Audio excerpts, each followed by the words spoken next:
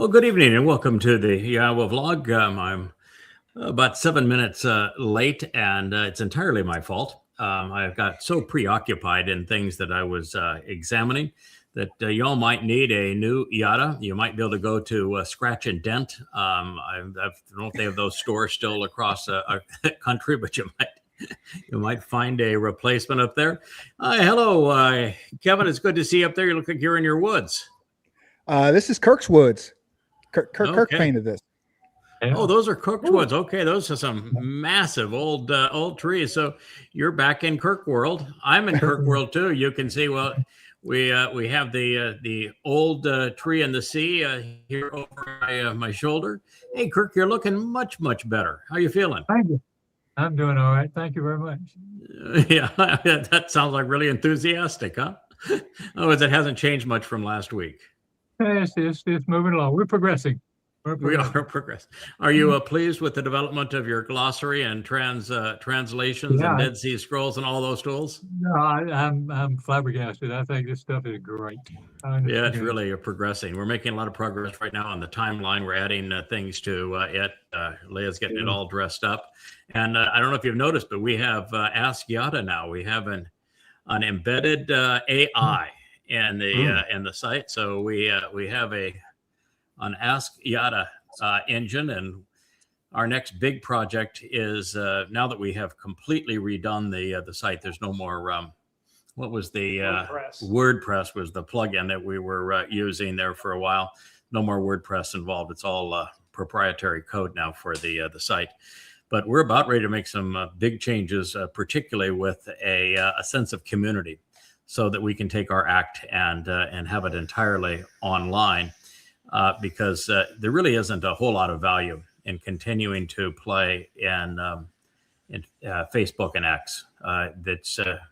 They're swamps. You know why? What is the merit in it? Because we're not looking to solicit new covenant members at this point. There's just not enough time for them to come up to speed to be able to demonstrate that they're worthy of being turned into 7-dimensional beings.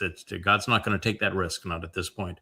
So we can talk more about that in a moment. But Will, it's good to see you. It looks like is that Jake in the background? Yeah, Jake, come on. Got a little cameo here for you. Oh, hey, Jake, how are you, pal? Oh, I love your work. I love your songs. Oh, thank you.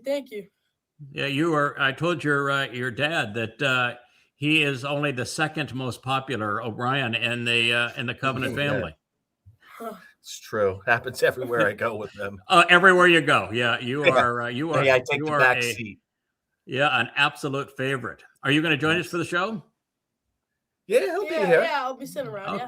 Okay, great. Well, thank you. We enjoy having you. Have anything you want to say before we get started? Shabbat Shalom. Okay, well, that's a good thing. Shabbat Shalom. And Dr. Jeff, I see you with all sorts of medical devices. That obviously is not your home unless you've decided to move into the hospital. Almost. We're in the ICU, so you're joining me. I'm joining you from the ICU here to deal with the cadre of sick, infirmed, and dilapidated. Well, I hope you don't get any trouble there, doubling down here with us. This is not a paid gig, of course, so you're not competing with your prime job. But it is good to have you here. It does look like that's the privacy that one would get in the ICU. You've got a slot up there for a curtain to pull across, and that's about it. Yes, so there isn't much privacy in such a place. And we have Rich as the king of the cables, the maestro and producer of the show over there on the tree side. I have to look over here to see him because he's over this side as it relates to the monitor, although he is actually on my right side as he's I'm out in the background waiting for somebody else to show up so I don't have to stay on screen. Okay, well, we'll see who else joins us. Great to see everyone. It has been a remarkable week. I had the opportunity last night to listen to the highest ranking English-speaking spokesperson for Iran, which is quite an eye-opener. He was the lead of Iran's negotiating team. like the last time that the Trump administration sent the amateurs over, and the son-in-law and Steve Witkoff, the real estate developer and golf buddy, to negotiate strategic deals on nuclear development. I'm sure they're perfectly qualified to do. Right. In normal circumstances, it would be illegal for them to actually do either of those things because they're not qualified. But nonetheless, the spokesperson that negotiated with them was on Glenn, I think it's Dryson's show. He's one of the more erudite, articulate YouTubers in terms of his program. I listen to parts of his program most every night as a good way to fall asleep. But he was interviewing this head negotiator on behalf of Iran. And some of the things he said were just amazing. Like he was asked, what would you have to say to Israel? And he says, if I were Israel, I'd stop fighting everybody. But, thank God I'm not Israel. But here's the reality. We don't have to destroy Israel because Israel destroyed itself. Because what they did in Gaza as a reaction to 10/7 was so extreme, they destroyed their reputation around the world. And with them continuing to attack us, and that first night being, a murderous event of our leader and all of his family, and what they're bombing now in terms of infrastructure, Israel has destroyed itself. They don't have any friends anymore. I mean, the world's rooting for us to destroy them because they're completely isolated and they're considered a pariah in the world. Hmm. How would you argue with that? Can't. You can't. I mean, for longest time, I was conveying the idea that the greatest threat to Israel was the alliance. They call it the Red-Green Alliance, the alliance between Marxists and Muslims, as they were marching to the street and saying, death to Israel and Israel is genocidal and all this sort of thing. That's not true anymore. You know who Israel's greatest enemy is? Themselves. Israel. Israel. It's just abominable.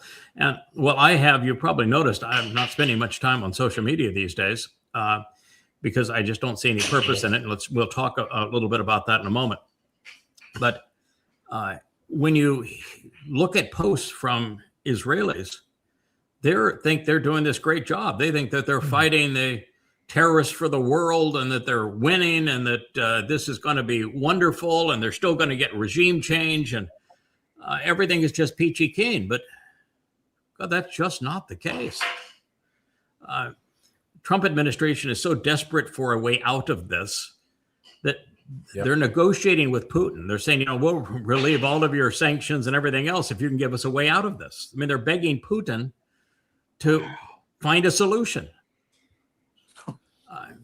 I'm only aware of one way out for America, and it doesn't work. The only way I know is to do what America did with the Houthis, which is you lose, declare victory, and retreat. Mm-hmm. But the difference is, how can America just leave? If America just leaves under these circumstances, declares victory and leaves, what does that do to the Strait of Hormuz? Yeah. It's still closed, isn't it? Mm-hmm. Sure. What does it do to Iran's demand that it will continue to destroy its neighbors if its neighbors continue to harbor the United States and its bases? Iran has said, we are not going to stop this war until every Islamic country around us boots out the United States and they have no more American bases. That is our bottom line requirement. So they're not, America can call victory all they want to. Iran's not going to stop. So now what? Do you know what the elite spokesperson called all of the Islamic nations around him? He said they're family dictatorships. Yeah. There's not a single one of them was elected. And the people have no respect for them. They're nothing but a a series of family dictatorships. And he says those family dictatorships are all dependent upon handouts and giving handouts, because he says they're nothing but deserts. They're not like Iran in any way, shape, or form. They're all family dictatorships with nothing but oil. And the oil extraction and refining capability in the ports are exceedingly vulnerable. They don't tell America to go by. We will destroy them. They have no water, so they need desalinization. They can't run the desalinization without their oil, and those plants are vulnerable. And they don't grow much food, if any, and so they require the Straits of Hormuz to be open to deliver the food. So, you think they're going to comply with our demand, which is this war does not end, we do not back down until America is kicked out of every base in the Middle East? Why would they? Yeah, they won't. So what does America do because the deal has been, we will defend you. We will give you absolute control over the skies. We will give you absolute defense from any invader, but you sell all oil in dollars, the petrodollar agreement. The U.S. military is the guarantor of your safety, of your fiefdoms. You can continue to have your family dictatorships, but you sell every ounce of oil in dollars. Now that Iranians have proved that America has no control over the skies in those countries, and that when given the opportunity, America abandoned those bases, and that all of America's most strategic defensive surveillance systems worth billions of dollars were destroyed on the first day by Iran. So what does America have to offer? Yeah, the mask is off. The mask is off. I mean, what does America have to? Donald Trump says he's winning this war. What does America have to offer now? Because these fiefdoms, they don't want to go to war against Iran. They know that they're incredibly vulnerable and that America can't defend them. So, and they know that their allegiance to America is what's destroying them. And they already have negotiated a replacement with China and Russia. Mm-hmm. So America really did destroy itself over this, because, as I say, Iran's not giving up until it gets its demands met. And then they say, well, America is planning to invade with troops that long, skinny island that's in the narrow part of the Strait of Hormuz. America has recalled and put on notice I don't know, 15, 20,000 different American troops to go invade that island. And what his comment was, let them come. He says, I already know that in America, 70% of Americans are opposed to this war. Mm-hmm. Yeah. You know how many Americans are going to come back in body bags if they do that? 20,000. Oh, yeah. And what would be the benefit? None. Our defense of the Strait of Hormuz isn't on that island.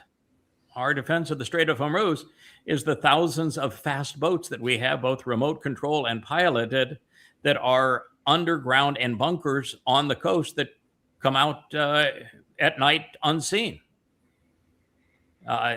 Our mine layers are the same thing. Our short and long range missiles, they aren't there. So we're well defended there. So let's say America conquers it. They gain nothing.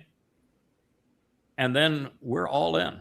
At that point, we're not playing around. At that point, we destroy all of the oil production facilities of all of the, as they said, family dictators and all the nations surrounding us, which their people would actually applaud, because people are not fond of them. Hmm.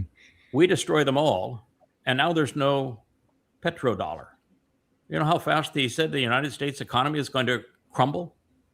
If they play that game, we'll destroy their economy. Completely destroy it. Unintended consequences, and he had them all. He was just amazingly articulate and laid them all down. And he says, the Mossad brags that they're the greatest investigatory body in the world, and that they know exactly what we have and how many launchers we have and how many launchers they have destroyed and how many missiles we have. And yet every day for the last 2 weeks, he said, they've said that our launchers have been eliminated and our missiles are being depleted and the war is over. No more targets. And every day we launch more missiles and at more targets. This is, how could they be more wrong? And they never say, oh, well, I guess we were wrong. I don't see us. I mean, I begged Israel not to do this because I did not see a way out. I said, this is not going to end like the last time with a ceasefire at the end of 12 days, because this time there is 0% chance that the Iranians are going to do that. I mean, you murdered their leaders. You lied to them once again about negotiations. They know they can't trust you. You've attacked them a second time. Yeah, I have zero love for Islamic dictatorships, and that's what Iran is. And I think they're despicable. I know more about Islam than anybody on the planet, and read Goddamn Religion, the 5 volumes. So I'm not speaking in favor of Iran. I'm vehemently opposed to the Islamic theocracy in Iran. I think it's deplorable. But I'm also smart enough to know that there is 0% chance of regime change. As a matter of fact, the 1% chance that might have previously existed is now 0%, because rather than having 3, 4, 5,000 people rioting and protesting in the streets, they've against the government, there are millions now that are rallying in favor of their government. You know, you go and bomb and kill 100 schoolgirls. You are not going to engender that country's favor.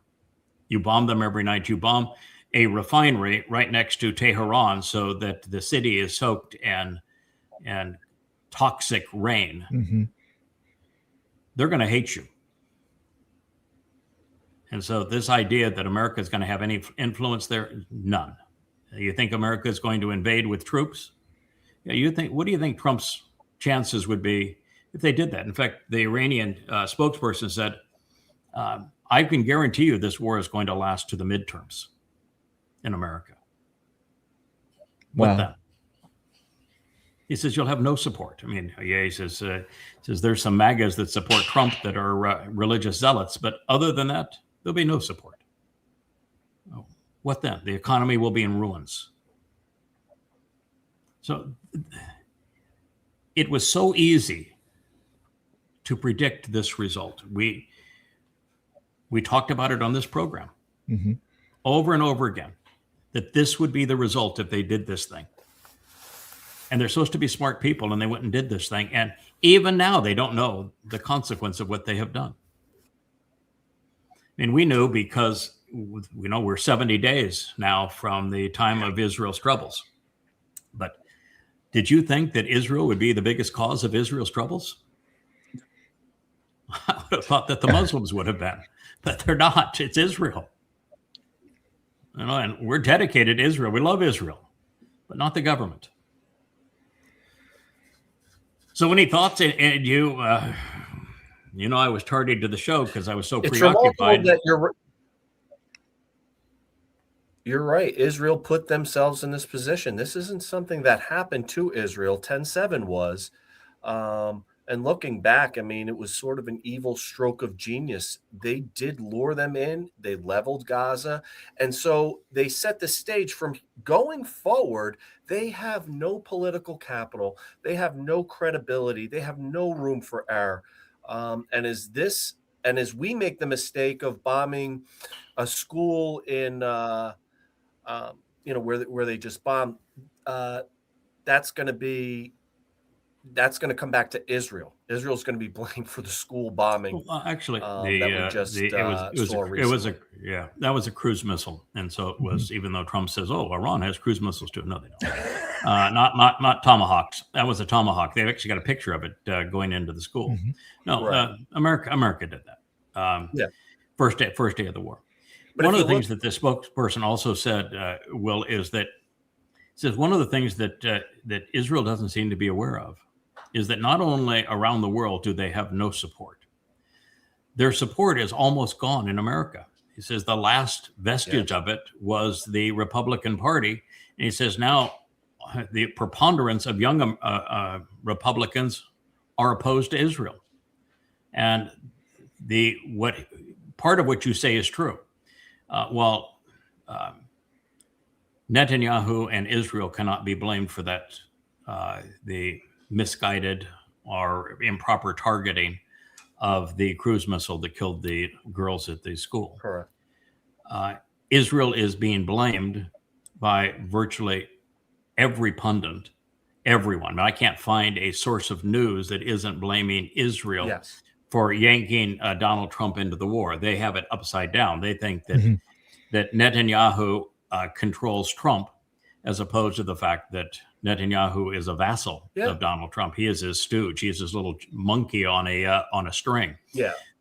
And so they've got it upside down, but that doesn't change the. Yeah.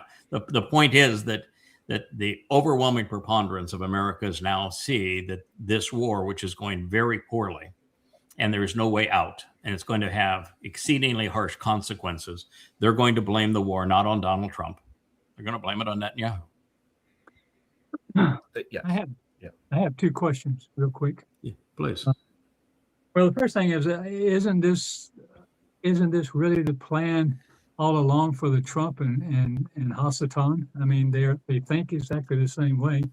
This is nothing but destruction everywhere you go, and is leading towards, ultimately, it'll have to be a nuclear war at some point. Yeah, Trump has actually, Kirk, bragged about the potential of using nuclear weapons in Iran. He says that he would destroy it to the point that nothing survives in Iran. The only way you can do that is a nuclear holocaust. And if you deploy nuclear weapons and to that extent, you'd have nothing left of the world, because China and Russia would respond. And it's likely even Pakistan would engage as well and nuke Israel in such a scenario.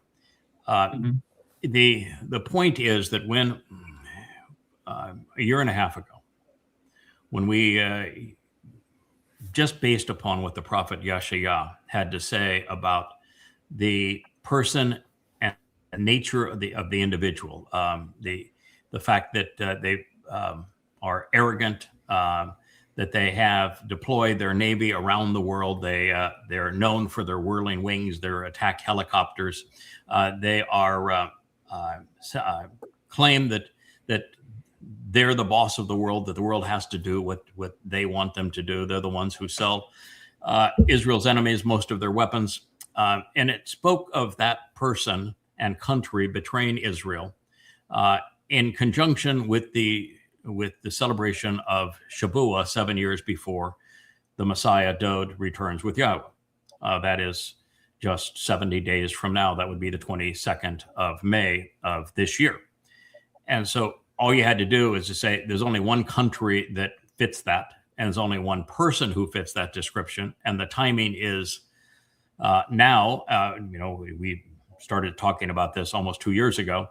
And so the person that Isaiah is condemning as the great betrayer of Israel has to be Donald Trump.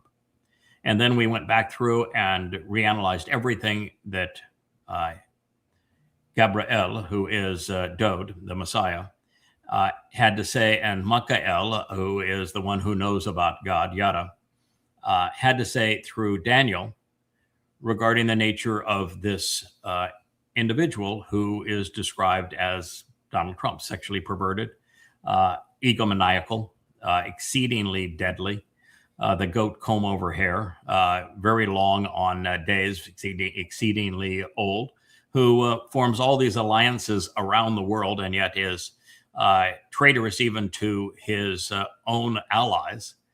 And you realize there's only one person he's describing.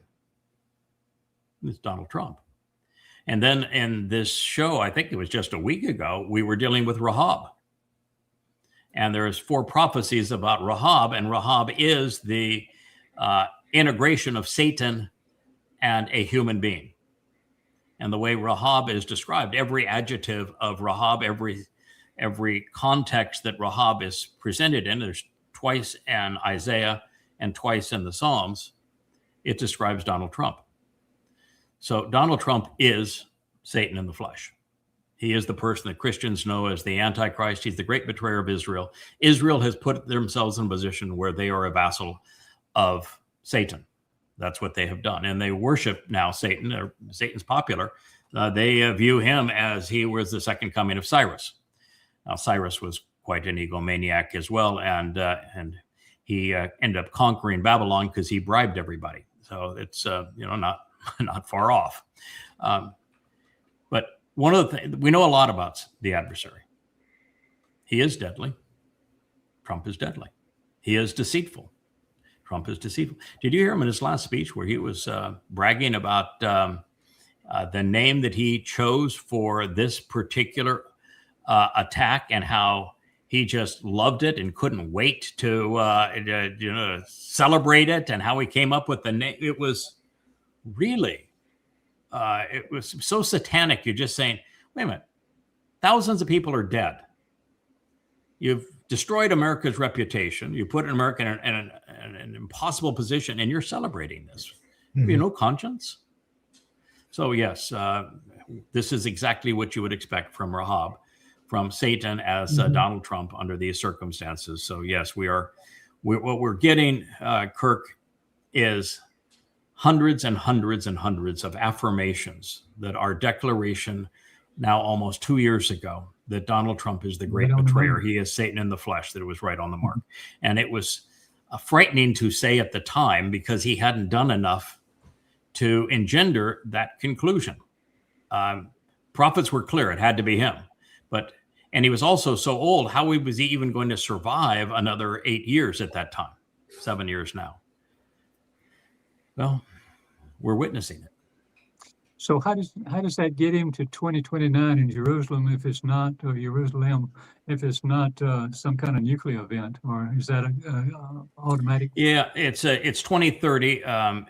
January 20. Yeah, January 29th, 2030 is when he arrives during Ramadan. He makes his declaration that he is God on the Ides of March 15th, and then it's April 18th when the two witnesses arrive. That's the timing in 2030. There is no open discussion of how he moves from being president of the United States, having betrayed Israel, to moving to Israel and being heralded as a great savior of Israel, and then of course betrays Israel. All they tell us is that it happens, and that one of the things that happens along the way is the creation of a fake Palestinian state. The Islamic State of Terror is going to be carved out of Israel. And so one of the things it tells us about Rahab that Yahowah speaks specifically is he's going to make all sorts of promises to you, and you're going to believe him. And when it comes time to deliver on those promises, like security for Israel after giving up the fake Palestinian state, Yahowah says he'll do nothing. He's a nothing burger. So if I were to speculate, because, we're trying to think these things through, how is all it's going to play out. Sure. I don't think that one of two things is going to happen in the 3 years from now. Either there's not going to be another presidential election, or Donald Trump is going to declare victory no matter what happens in that election. He's not leaving the White House in the next round. He's there to stay. That ballroom and his gold gilding, that's his baby. He ain't living there. He wants that new jet, and no, he's not leaving. But then there comes a time in early 2030 when he has to leave. So he is going to exceed his current term, I think, in the United States. And then he is going to leave the United States, and there's lots of reasons that could happen. The U.S. totally bankrupt. There's nothing left. A nuclear exchange as a result of mistakes associated with, I hate to use the term mistakes because I don't think they're mistakes. No. I think this is malfeasance. And either Iran or with Russia and the Ukraine as we continue to escalate things there, and particularly as Europe threatens a nuclear response.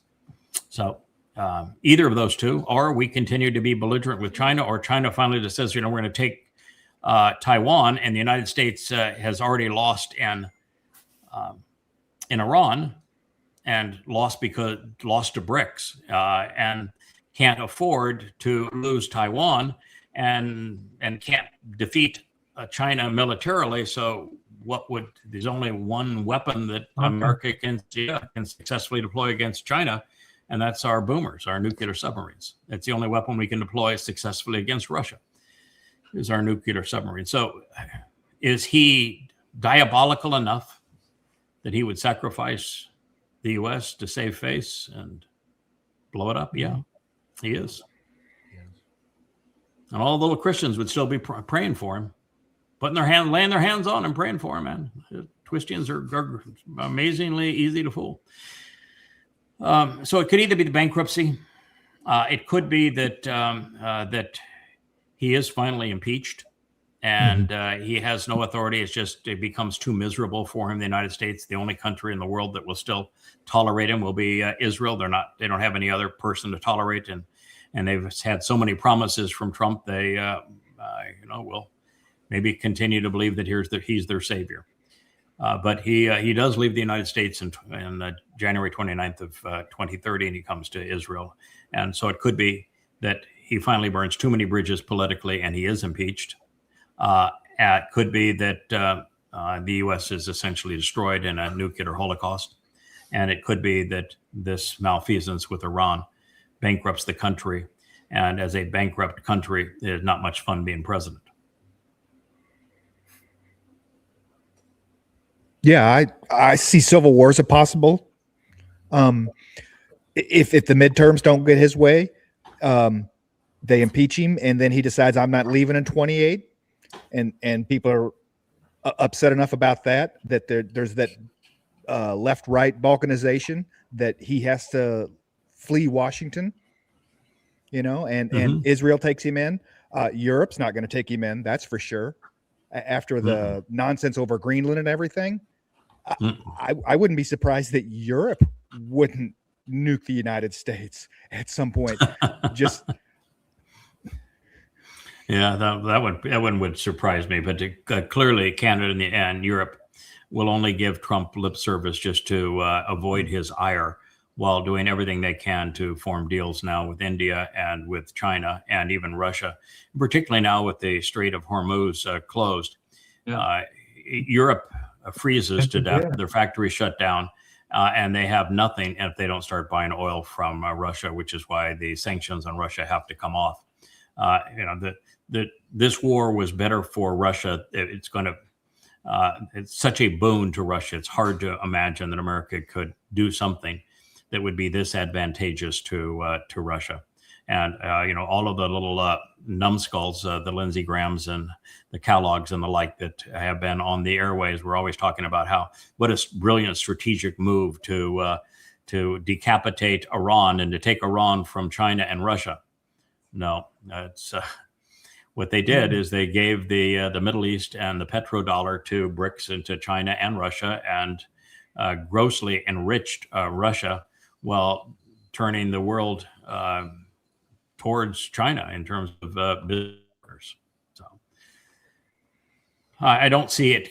I mean, I don't see any chance that America comes out of this hole, and I don't see any way that Israel will survive it, but I don't see any way for Israel to come out of it without being scathed to such a significant degree that it's tough to live in Israel.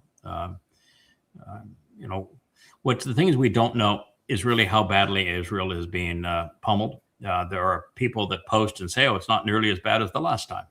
Well, if it's not as bad as the last time, and the last time you allowed film and video of what occurred, and this time, not only don't you allow it, it's a 5-year prison sentence if you film anything that is happening relative to these missile attacks and drone attacks.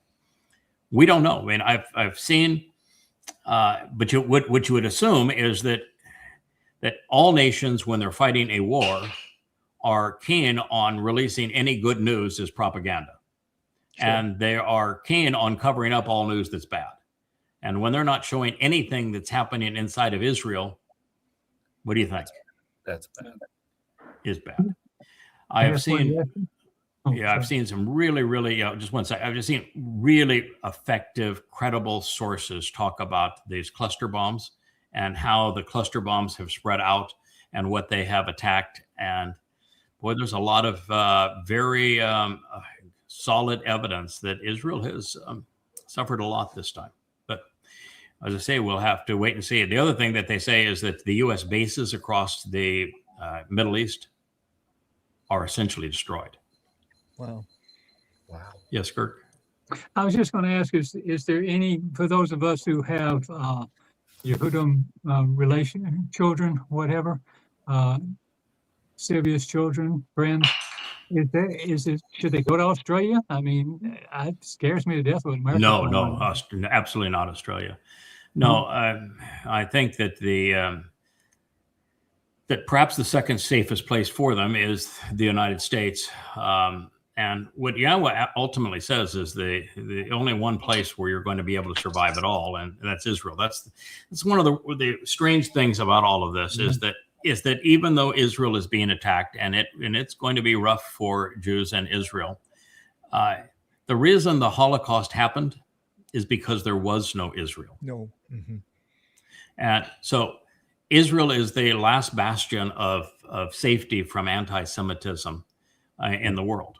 And if it fails, then there is no safe place for a Jew, particularly if it's disclosed that they are Jewish. So I know that more people are leaving Israel than are coming into Israel at this point. But God's advice is still to come to Israel. But, the answer is the covenant. It's still to trust. Yes, yada yada is the answer. I would say, I'm just going to hint at this because I don't have the text in front of me to read it. But would you think that among the top 5 would be the one in Yirmeyah 31 that talks about the reaffirmation of and renewal of the covenant with Yisra'el and with Yehudim in the last days? Would you put that in it talked about restoring the covenant with Yisra'el and with Yehudim in the last day and writing the Torah inside of folks? Would you write that or classify that in the top 5 of prophecies? Pretty important to me. I would think. Yeah, I don't know, what would rank above it. I mean, I think the prophecy in Devarim 18 is important, but nobody else besides us know that it points to Dowd. I think that the one in Isaiah 9 is important, but no one else knows that it points to Dowd. I think the one in Yesha 11 about the Towrah is important, but nobody else outside of our community knows that who that is. So when you're dealing with it all, what could be more important than the affirmation of the Yahweh's return on behalf of Yisra'el and Yehudim, and confirming and affirming the covenant and writing his Torah inside of his people? Would you say that's certainly up there in the top 5, maybe number 1 of all prophecies? You got anything that you would put above it there, Dr. Jeff? No, it's that is up there because it's renewal. It's often misinterpreted and understood. It is no such thing as a new covenant. It's the same covenant, and it's handled imperative. a slightly different way. Yeah, handled a slightly different way. Not different than negotiated with Abraham, but slightly different than it was experienced with the children of Israel during the Exodus, when God grabbed them by a firm hand and said, "You're coming screaming and kicking. I don't care. I'm not asking your opinion. I'm not giving you a choice. I have a responsibility. I'm dragging you out of here." He says it's going to be different than that. Yeah, it is we who have to seek him, shub for shub. We have to seek him. Right. So Do you know what follows that? I don't think I have ever in all of my time gone by past 31 verses 31, 32, and 33. And when I went into 34, I mistranslated it. Do you know what 34 speaks of? Well, before I ask you what 34 speaks of, you know what the first prophecy is in the Torah? Profound. And it's God goes on, and I think it's 5 statements just on this one prophecy. First prophecy in the Torah. You know what it is? That the sun and the moon? Greater and the lesser? Actually not called the sun and the moon, but it's the Point. greater. Greater and The sun and lesser. moon. The sun and moon are actually not mentioned in it. It's a prophecy about the greater and lesser luminary. Luminaries. And yes. and what you have to do is read all of the other Psalms and Isaiah references to it, and Yirmeyah references to it, as it turns out, to know who the greater and lesser luminaries are. But he says the greater and lesser luminaries, they're both great, and they exist as signs. And the word for signs means they exist as volunteers who are willing to do what needs to be done pursuant to the Moedim, which are the 7 annual meetings with Yahweh. They're restoring witnesses to the eternal testimony, Pesach, Matzah, Bakodim, Shavuot, Towrah, Kappurim, and Sukkah. That's the most important prophecy in the opening books of the Torah. It's the first prophecy of the Torah. So this most important prophecy, after it talks about putting the Torah inside of people, of this remnant, it says that at that point, no Jew will be allowed to teach another Jew. The days of Jews teaching Jews is over. Hallelujah. Hallelujah. Why? Because what they teach them is the Talmud and politics and everything else wrong. They've corrupted their sons of the 4th and 5th generation. God just says, no way, no how. There will never be again. I mean, not now, not tomorrow, not yesterday. There will never be again allowed a Jew to teach a Jew. Oh, Jeff. Yeah. Then he says, they're all going to choose to Yahowah. Really? Wow. Absolutely. They're going to choose to Yahowah. No Wow. Jews talking anymore. So the instruction manual going forward is Yahowah. They will all choose to Yahowah. No Jew will teach another Jew. Wow. And then it says that this will be the result of the Katan, who is a odd restoring witness on behalf of the Gadol. It will be because, so no Jew is going to teach another Jew. And yet the whole gathered community is already told, I'm reconciling my relationship with Israel, with Yehudim and with Yisra'el, and there'll be a united Yisrael, and every one of them is going to be now part of my family. I'm going to write my Torah right inside of them. And then he says, no Jew is ever going to teach another Jew from that point, and that all will choose to Yahowah.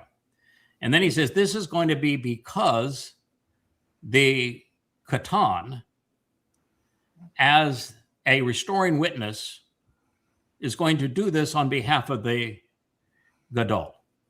Yeah. That's it. And It's first- you, and that it's you, first Craig. It's you. Absolutely, It's on behalf of Dowd. It's basically the it's Katan is Jews the push- lesser luminary, and the Gadol is the greater luminary. Yeah. He just didn't put luminary after it, because he then wrote in the next sentence that the sun is going to be the one who provides light during the day. Now we know that the Gadol is the greater luminary. And he says, then as a function of the choke, which are the prescriptions that cut you into the covenant relationship and authorize a share to you and teach you how to properly live, that those inscribed prescriptions are going to be the tool that the moon uses to restore God's people and to teach God's people. And then he goes on to say that that role is the role of the moon. So he has now defined the Katan, the younger and lesser of the luminaries. And so that's a pretty profound conclusion that here at the beginning, you've got God saying, I'm going to accomplish all of this through these two volunteers, that the greater and lesser luminaries, and they're going to volunteer to fulfill the Moedim, and those two guys fulfill all of them. And then he says at the end, the last days, when he returns to restore the covenant with Yisra'el and write his Torah inside, that no Jew will teach another Jew. It'll all choose to Yahowah, which means that this website we're building is in fact the Yahweh's library for the millennial Shabbat. That's what we're doing it for. And that that it is the Katan as the moon who is going to do this through the inscribed prescriptions to allocate a share of the relationship and inheritance in it. Then, but he's not done. I mean, that would be enough to say, okay, thank you very much. Now I know how all this works out. That's very clear. And now I know what we're supposed to be doing with Yahowah, and why we shouldn't spend any more time really promoting social media to this extent either, because we're not recruiting anybody new. All we're doing now is we need to equip the covenant members we have, to be effective going forward. But God doubles down after that. And it's the most bone-chilling thing I have yet read. And I finished all my translation. I finished the commentary on it. I just, from that point, I started doing a whole lot of research. And so that's how I got distracted today. God says, if it were not for the choke managed by the moon, playing out exactly as I have articulated it. This plan coming to fore as I have articulated it. And if either of those two men waver, fail, are withdrawn, give up, ask for a timeout, stop in any way, there'll be nothing left of Israel. My gosh. There will be literally nothing left of Israel ever again. So the very fate of Israel is based on that first prophecy. The reaffirmation of the covenant is based on that first prophecy. Everything hinges on our willingness to keep going. God says, I'm all in, man. There is no plan B. Yeah. You don't have the luxury. You do not have the luxury of having a Moshe moment. Nope. A Dowd moment. Nope. You don't have that luxury. And what you just described, going through Yirmeyah, those prophecies 31 through 34, is basically the death knell, hallelujah, of Judaism emerging and evolving into that wonderful goal we have of Yahudaism. Yeah, and Christianity as well. And Christianity as well. Complete destruction of them. And God says, I'm all in with the Gadol and the Katan, these two luminaries who have volunteered to fulfill the Moedim. That's my plan. And if anything that is part of their schedule and appointed events fails to materialize, if at any point they give up, stall, ask for a timeout, it's over. That there'll be nothing left of Israel. Please don't. Oh, well, you read something like that and you say, okay, thanks God, I really needed the added pressure. That's, jeesh. Put on another pot of coffee. Well, I got to tell you that what you call Katan is actually Gadol as well, because without the Katan, there is no Gadol, but the Katan is Gadol, because it's like the Etz HaDayeth to the Etz HaChaim. It's really interesting that first of all, Katan is typically not a very flattering word. It means younger. It is also somebody on a positive side that readily deduces the information that is necessary to prevail. So it's somebody that a receptive mind very quickly deduces and contemplates the information that is needed to succeed. And it's often just translated as younger. That's why I get a kick out of Yahowah every time we talk. He says, okay, young man, because that's what Katan means is young person.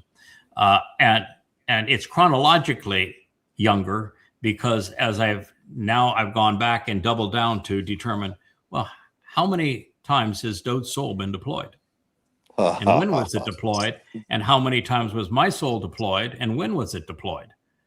And what you very quickly realize is that I am younger than Dowd by 600 years. I'm 600 years younger than he is. So it's Katan, clearly, by the opening stanza, because Dowd was born in -6, or conceived by God in -6, Yirmeyah, -6. I think he was 6 years in the garden before being booted out, 6 being the number of man. And of course, Adam doesn't have a name. Right. He's just Adam. He's the man. And so that is the reason that Dowd is called the firstborn, the Bakor of Yahowah, is that Yahowah conceived him. He is the first man conceived by God in his image with a Nesama. There are lots of other humans out there, but the first man conceived with a Nesama that had a chance to be able to effectively relate to God was Dowd, which means that he is the firstborn son of God. God conceived him.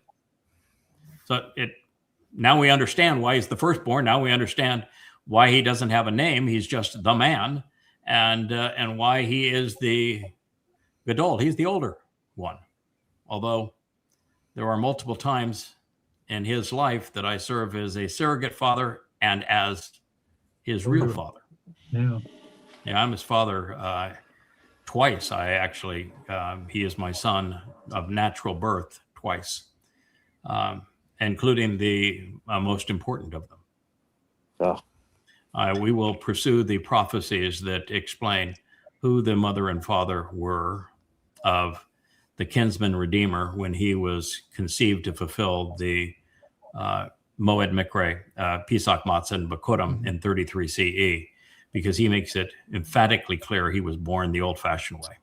His daddy impregnated his mommy, and his mommy's water broke, and he came forth through natural childbirth, and he suckled on his mother's breast. So he is very clear. And when you read then what Isaiah said about who the mother and father were, oh my, it takes us right back to the same place. And then you read the prophecies and between Ruth and Boaz, and Ruth says, I'm your Amma, I'm your mommy, and I'm going to deliver to you, Boaz, the kinsman redeemer. And you read the book of Ruth, there are 40 bombshells in it that all say, oh, read this, pal, and see if you can't figure out who these people are and what role they play in the future, because it's Ruth and Boaz who are the Amma and her Baal, her husband. And we are the parents of Dowd. And it even explains now how they came up with the myth of the disciples. They weren't disciples, they were his brothers. We didn't stop at just Dowd. We had a family to support him in all of that. Oh, by the way, one of the things that's really interesting, because that little clique that likes to pretend that they are really smart and gets their jollies about trying to harass me. Their last one was referring to myself as Baal, because the last mashal, the 31st, is clearly the Amma, and the Amma is stated as Ashar, the beautiful and beneficial, productive, and blessed woman. And Baal is used 3 times very, very positively as her husband. Do you know who calls himself Baal in the 31st chapter of Yirmeyah? Guess who calls himself Baal? Was your Baal, he says. Yahowah says. Yahowah says. Yahowah calls himself Baal. So if you want to say that Baal is just a derogatory term, then well, you're swearing at Yahowah, because he says, I was your Baal, and he was proud of it. I was your husband. Don't we always Yeah. say that every Hebrew word has negative and positive, and you have to look at the context? All do. wasn't there- Yep. Yeah. And when it comes to names of false gods, almost all the time, it's Hasatan without any creativity, just taking, counterfeiting, identity theft, taking what Yahweh had proclaimed as good and twisting it into bad. That's the reason why when Yahweh speaks very favorably of Baal, because it means husband, and the Bereth covenant is very akin to a marriage and family, why Yahweh relishes the term, he uses the term associated with himself, it's meant very positively. But then in the end, you have, or not in the end, but in the middle, you have Satan coveting the title, applying it as Lord, and he develops cults around it. He also then covets Ashar, which we know is also positive. It's one of the names of the 12 tribes, and it means beneficial and productive. And he covets that. He creates a religion around these two terms that Yahweh uses very favorably so that they get a negative connotation. And ElYah even had to go against the prophets of these two because of how Satan had used them negatively. So God doesn't give up on his terms. Just because they were misappropriated by Satan doesn't mean that they're bad terms. Right? So he comes full circle at the end, and he has ElYah speak on behalf of the Ashar and her Baal. It's just God saying, no, you're not going to get the best of me, pal. In the end, we're coming right back to how I intended to use them. But, you got to pay attention to the whole story and not, all the little conspiratorialists, they fix there's a point there. I'm gonna trace that point down. I'm not gonna look at anything else but that point. And they get themselves all wrapped up in their underwear and they can't see past it. They're not bright enough to realize that when you basically have a false, they have things out of context, so they end up creating a false pretext. And in the process, they usurp the true meaning and the actual context of how it was meant to be. Yes, and that happens a great deal. That's how Paul wrote the Christian New Testament, all the way through. So it is when Israel's looking for help, once again, it's going to be the Amma, Ruth, working through her Baal husband, who is Boaz, who is going to deliver the kinsman redeemer a third time.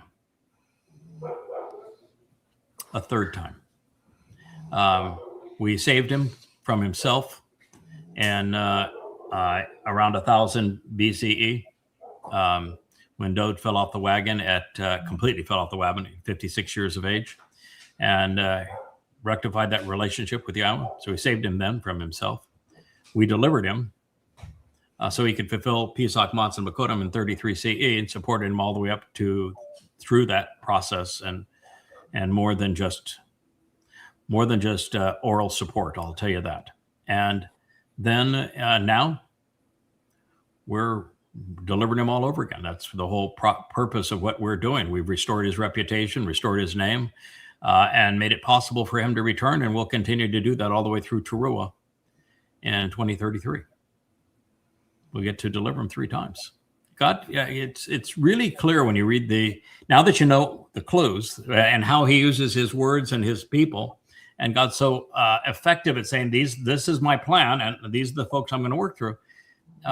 It's really obvious when he deploys people over a period of time and how he identifies them so that you can figure out who's who in the story and why, rather than rolling the dice and saying, all right, Noah, for example, I'm just going to hope that I find somebody. God said, I'm grieving. I want to end the whole human experience. He's just saying it's miserable.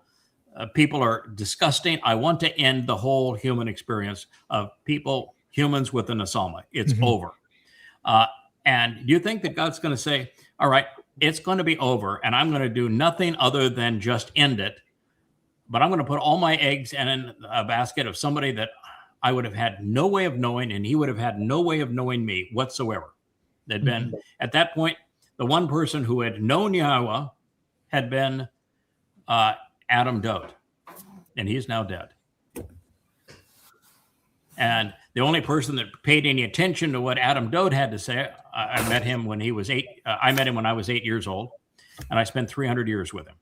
That's how I came to know Yahowah and earned Yahowah's respect, because I took care of his beloved son and was there steadfast as his friend for 300 years. But now I'm gone.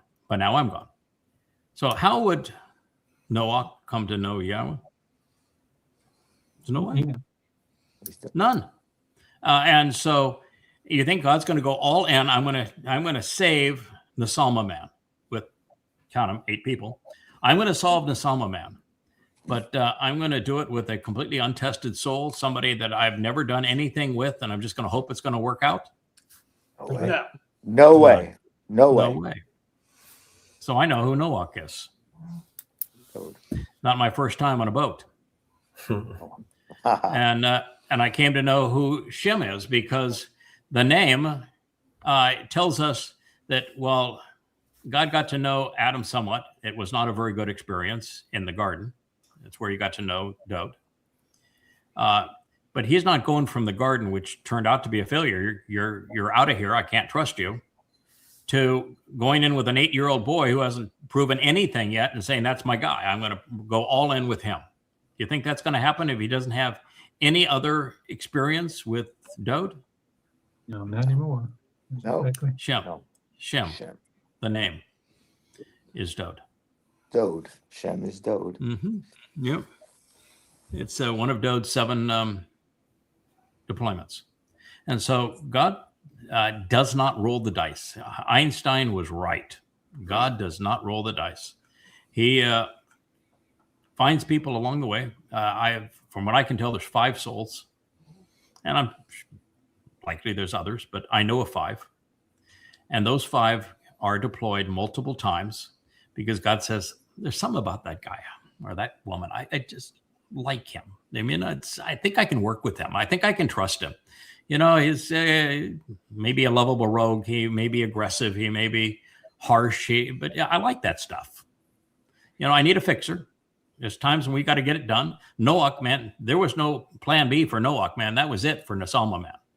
And the flood wasn't going over the whole earth, but it wiped out all but 8 people with the Nasalma. And it's those people, by the way, that became the breeding stock for guess who? Abraham and Sarah. Mhm. They are all the descendants of Noah and his wife, and Shem, particularly through Shem and his wife. And so doesn't the story tell us that Noah and what he did is symbolic of the covenant? Specifically, symbolic of the covenant. It's even an ark, like there's an ark of the covenant. Ark in his covenant. That saves life, and it's called that it's a symbolic of the covenant. In fact, that's when the rainbow, the symbol of the covenant, is debuted, isn't it? Mm-hmm. So when was the covenant confirmed? Dowd. What year was that?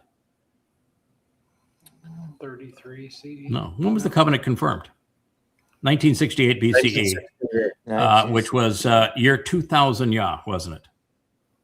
Yeah, that. You know what? And that was on Mount Moriah when Abraham and Yishak, his beloved son, went up Mount Moriah to celebrate the Passover. Is what the timing was, and that was when Yahowah spoke to him and says, "You know, you're not going to take the life of your son, whom you love, your only son.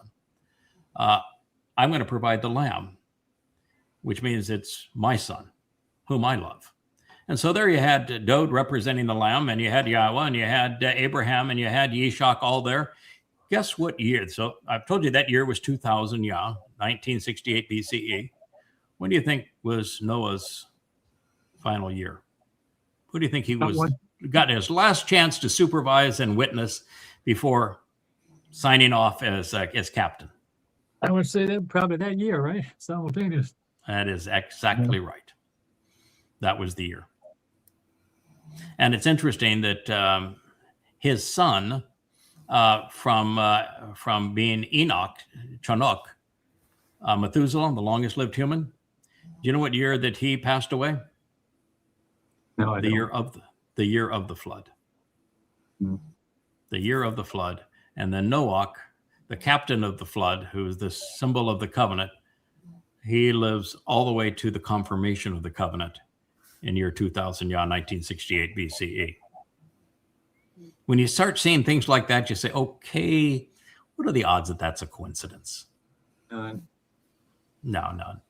And so what you finally recognize, and this is what we've been doing, that's why I was 7 minutes late to this program, is that I have come to recognize that souls are extraneous from our frame of reference. What I mean by that is we're a three-dimensional construct. And we understand energy, we understand mass. We don't understand anything outside of energy and mass. And the universe, 95% of it, of the parts that we can perceive, is comprised of something other than energy and mass. And we call them dark. That's 95%. And we have no way of knowing what they are because they exist in dimensions beyond our own. One of the most common things, just like 95% of the universe is comprised of those things, one of the most common things in our universe, in our world, now on our planet here, are souls, consciousness. Do you know that no scientist has ever been able to weigh them or measure them or detect them in any way? All we know is that when an animal is dead, the soul is gone. That's all we know. We have no idea what it is. How do you We measure? can't weigh. We know it weighs nothing. We've done precise measurements to know it weighs nothing. So it's not mass. And we can't detect any energy from it. So it's not a force of energy. All right. So the soul exists outside of our frame of reference. And yet we know that it's Yahowah saying that he is inviting certain souls to live with him in Shamaim, which is a 7-dimension realm. So souls can be harvested, collected, gathered in by Yahowah, can't they? Sure. Yes. Absolutely Right. true. All right. And Yahowah says that your soul is the only part of you that can extend beyond your mortal existence. So your soul is separate from your body, is it not? Yes. Yes. Absolutely separate from your body. Like when this next harvest of Shabuah happens, our bodies remain, they're useless, they're a liability, our souls go. In fact, your body isn't worth a dime. Really isn't. Yeah. I don't think there's a dime's worth of material in your body. Your body's not worth a dime. Your body is disposable. It's corruptible. It is a huge liability, and it's easily reclamable. God can create a new body, or even man can create a new body, the old-fashioned way. But creating bodies is easy. Making a body is really easy. We don't know what the soul is, but we know the soul is completely independent from the body. So the body, if you're focused on a person being that body, then you're missing everything, because that's immaterial. Bodies are disposable. They're fungible. It's the soul that matters. The soul is the total repository of your personality. It's what makes you so charming, Kevin. It's what makes Kirk so friendly. It is. It makes what Dr. Jeff so bright, and makes you such a great dad. Will, I mean, we have our personality, and our personality is 100% of our personality is in our soul. Our personality, our attributes, our attitudes. So if God is going to deploy a soul that he likes, he's going to choose that soul because that soul has attitudes and attributes that he finds useful and that he thinks he can trust. Trustworthiness would be an attribute of a soul, not a body, a soul. And so for God to say, I like that one, I'm going to pluck that one out and I'm going to put it into somebody else at a time that is suitable for me to accomplish what I want done, so that I don't have to roll the dice. So I don't have to worry about Noah forgetting a plank in that damn ark sinking. Is he going to be diligent enough to listen to what I need to be done? If I tell him to do it this way, will he do it that way? That's what I'm looking for. If I'm going to come up with a song to save my son, to save that relationship that's going to save all mankind, what guy do I pick to do that? If I'm going to have a dad and a mom for my kid when he comes back to fulfill Pesach, Matzah, and Bakodim, do I just say what any old mom and dad will do? Or am I going to be really careful and I'm going to not roll the dice and I'm going to choose somebody that I have worked with in the past that I know I can trust because, well, we've been there and done that. I'm sure we've all had people that we've worked with that just come through every time. I've mentioned my buddy Joe Page. We've been friends for 30 years. And every time I've done anything with Joe Page, it has turned out well. No exceptions. We just are really effective together. It's mostly because he does really good work. And I know what I want, but he makes it happen. So that is the nature of our relationship. I know I can trust it. So if I want to make a website that can serve for the next 1,000 years, who am I going to go to? Joe. I want to go to Joe. I mean, how many times did you hear it? I said, Joe's kind of going through a rough patch right now, but I think we can get my buddy. We've been through a lot. We'll get him through this because it's good for him. It's good for us, and yes. We're going to get this done with Joe. We knew that was what's going to happen because I'm not going to roll the dice. I know I can trust him, and look what the results are. Yeah. Mm-hmm. Yeah. So. And by the way, once he started doing this, his life just blossomed. He went from, things aren't very good, I'm really unhappy, to, wow, I'm ecstatically happy. Everything in my life is working out beautifully. So this is same exact situation, except God's a whole lot smarter. He doesn't have a lot to pick from, but he finds souls and he just deploys them because it'd be stupid for him to roll the dice when it's important. I'm going to have somebody collaborate with me on the 89th Psalm to save my son who is in a really crappy attitude and funk. Who am I going to pick that I can trust to get him out of that funk? That's not going to take any lip from him. That's just going to come on and boom, boom, boom, boom. Do you know who you are? Let me tell you who you are. Let me show you where you are in this story. Let me show you where you're next in this story. And go on. And he picked somebody to do that. And then, I made a deal with him. I said, I'm not coming unless my wife's coming. I really like her and I like working with her. And you obviously have, if you call her, you actually refer to her as your Amma. So you like her too.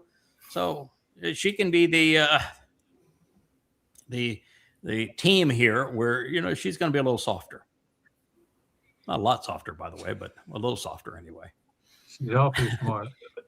It's evident, Yada. It's evident that trust is really the cornerstone. Yahowah has to trust us, and he essentially demands that we trust him. And so correct. That literally is the foundation of the relationship going forward, because that's how it's going to work best.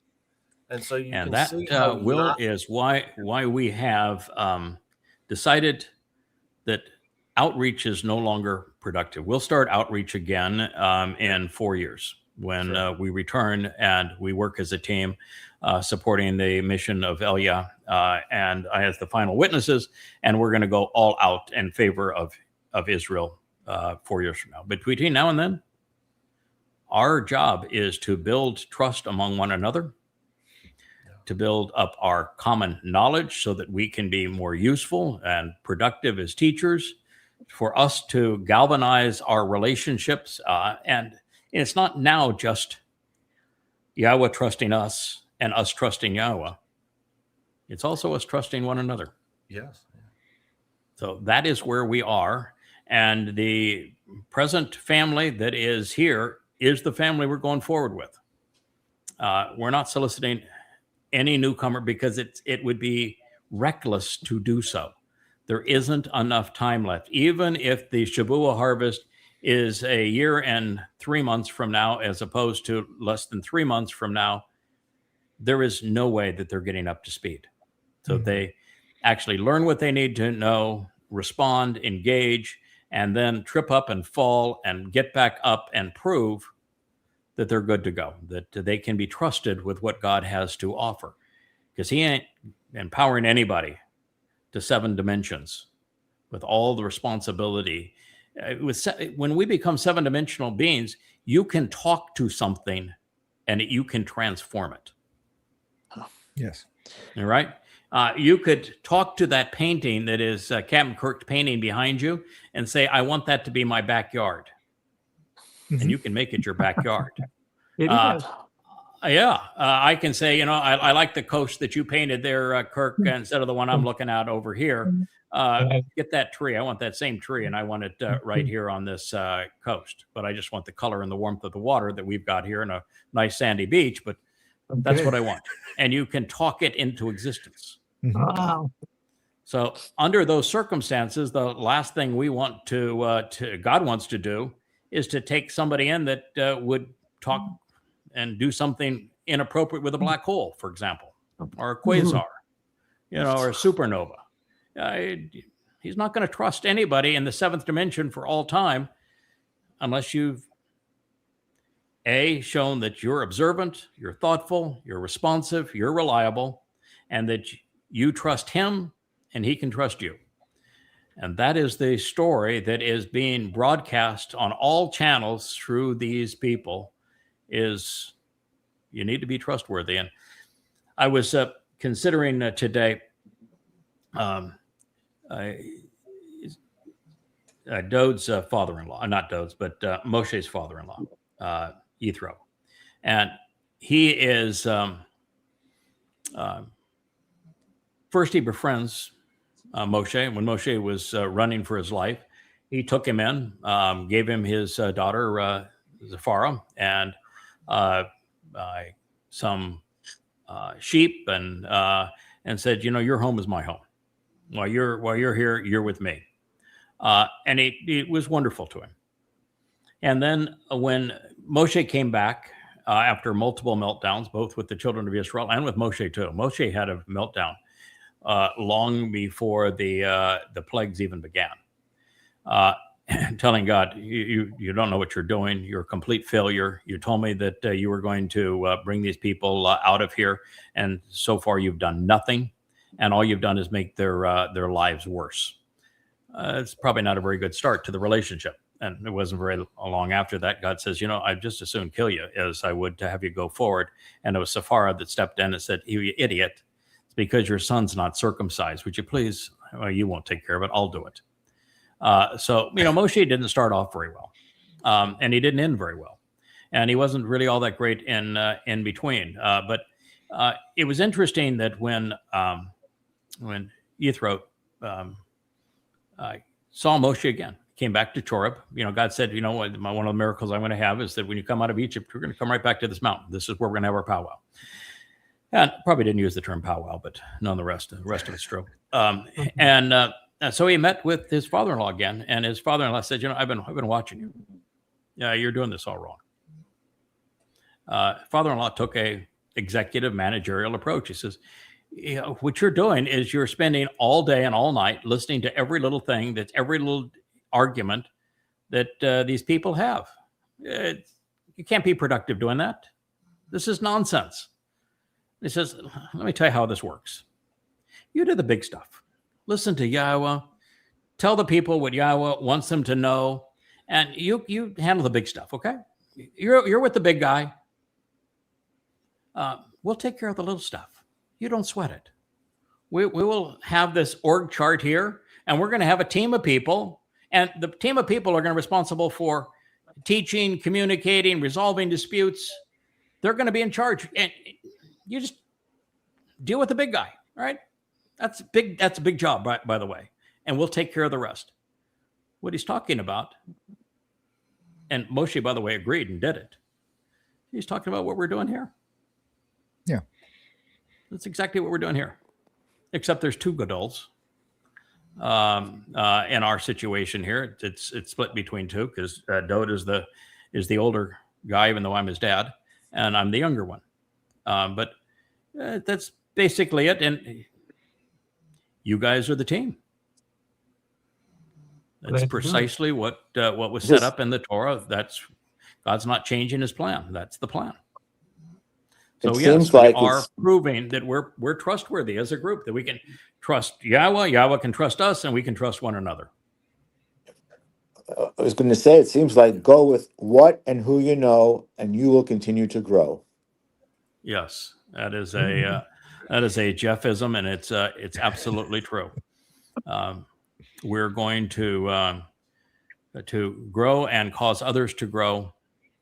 And when God says, you know, the good news about that prophecy that I shared with you at the beginning of the program is that it's there's a little more to it than what I actually shared with you, and that is that it doesn't end open-ended.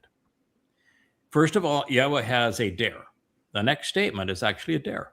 And the next statement, what God says in effect is, if you're so smart, men, Jews, that you can actually calibrate the size, the composition, and this orientation, as well as the dimensionality of the universe, and even figure out and be able to explore the dimensionality of the material realm as it retreats the other way. You can figure all that out. Then I'll leave it all to you. And you be responsible for yourself. I'll just back away. And the world is all yours. He says, oh, by the way, either way, Israel's gone because I know what they have done. But he says that's his dare. So if you think you're so smart, you got it all figured out, then I'll leave it to you. If I leave it to you, Israel's done that way too. But he doesn't leave you hanging at that, which I thought was really an interesting dare. You know, we think we're so smart, we don't need God anymore. We understand how the universe was created. But, you know, we have no idea what the edge of the universe is. We can't see past 14 billion years because it's expanding away from us. We try to measure it. And the moment you measure it, you realize it's no longer that size anymore. And it wasn't that size before you even planned to measure it. And we use all sorts of odd quark confinement temperatures to determine its age. And we really don't know the temperature of quark confinement. It could be off by a huge factor. We don't know any of this stuff. And we don't know what 95% of the composition is, and we know that the universe is equally sized in its dimensions at every point in the universe, which means there's no origin of the universe, and there's no center of the universe. There's no frame of reference for the universe. And the universe is retreating inwardly as fast as it goes outwardly because, you know, you've got molecules and atoms, and then protons, electrons, neutrons, and then you've got hadrons and quarks and leptons, and on it goes down just as it went up in size. You know, from planets to solar systems to galaxies to clusters of galaxies. It's the same scale up and down. He says, so if you can explore that and figure it out, you don't need me. I'll back off. And for Israel, it's going to turn out the same way, but you're on your own. And he says, but let me tell you how it all ends up. He says, I'm going to give you a map of Jerusalem. Use the four corners. And I'm going to do a little urban renewal in those four corners. And I'm going to establish a new Jerusalem. And it's a beautiful story as he goes through and says, this is what I'm going to do. And so if he's going to create a new Jerusalem, guess what? We don't give up. Yeah. Now, there's times when we've thought about it, I'll tell you. But no, we don't give up. And you know, one of the reasons we don't give up, because we have a team, we can trust one another.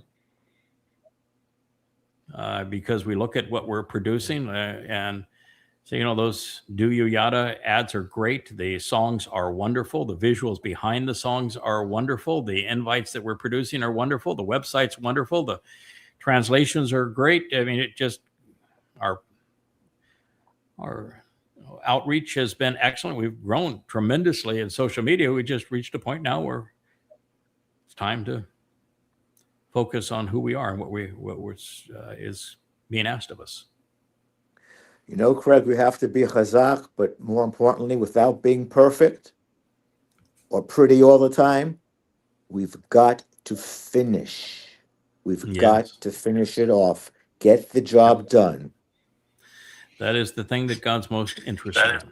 It doesn't have to be pretty, but we got to finish. And the prettier we can make it, the cleaner, more professional, the more credible the Yahowah site is, these programs supporting it, the more rational our argument is in favor of what God is trying to achieve, and compelling our argument is for Yisra'el, because this is going to play to Yisra'el over those 3.5 years that we're gone, and they need to hear it and be in a position to respond.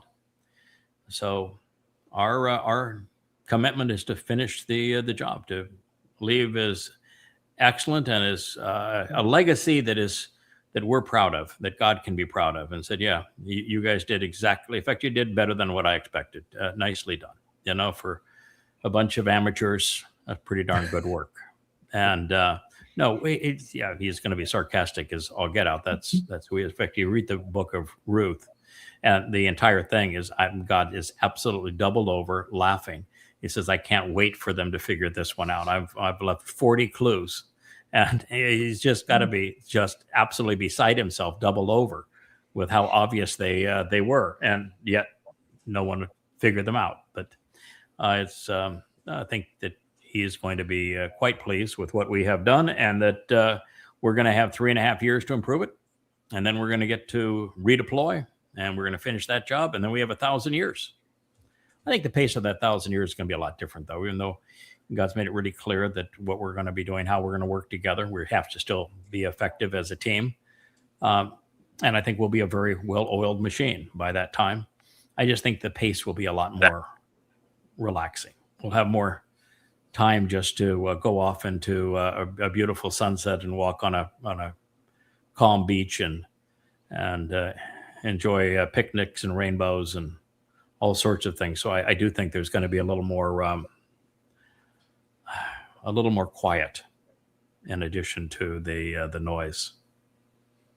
Now, let me just say one thing. If we run off and play golf during these periods, Yes. you can't use that thing where you make the ball go in the hole. You got to put it in normal. I got to put it in normal. Yes, of course. When we go play golf, but we still got to play it right. Yeah, when we go play golf, I'm gonna change to the physique of Tiger Woods. So I may cheat on you one way or another, there, pal. Yeah, the funny thing is about doing things that are fun, like scuba diving or playing golf or going for a walk on the beach. There will be things that we will do, just normal stuff, just to enjoy the pace of. It's a beautiful planet that's going to be restored to a lovely condition. We're going to be with our best friends, family, and we're going to know that our God loves us and that we have done our job, and that he wants us to enjoy the results of it. And so I think there'll be lots of just really straightforward things like golf is an elegant game, and I'm sure we're going to have fun playing it from time to time. And imagine having a golf course that blends the best of Pebble Beach, Cypress Point, Pine Valley, Augusta, some of each of those into one golf course, Old Head.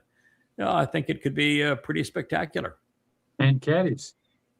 Yeah, and caddies. And I would used to be one. I'd like somebody to be mine now. Yeah, absolutely. For a walk in the park, I think it's. But I do think I know that at the end of my day, and at the end of watching these educational programs, so that I can speak fluently about what's happening around the world and give some thoughts on these things, that when I'm finally done for the day, my thoughts very often go to a more enjoyable pace and enjoying the more beautiful places of this earth, hugely depopulated, no religion, no anti-Semitism, no antagonism, but just some of these beautiful places, and to be able to go back there and share it with loved ones. And I loved Yosemite Valley, the Carmel Coast where you live. There's so many lovely places. The game reserves of Eastern Africa and Tanzania and the Serengeti and Ngorongoro. I'm looking forward to having the ability to do that. Yeah, having a boat again, and having toys like sailboats and beach landers and picnics on the beach. I just, that's part of where my mind goes and says, I think we will have earned a vacation, and God's quite clear. He says, you're inheriting the wealth of your enemies. Well, our enemies have a lot of money.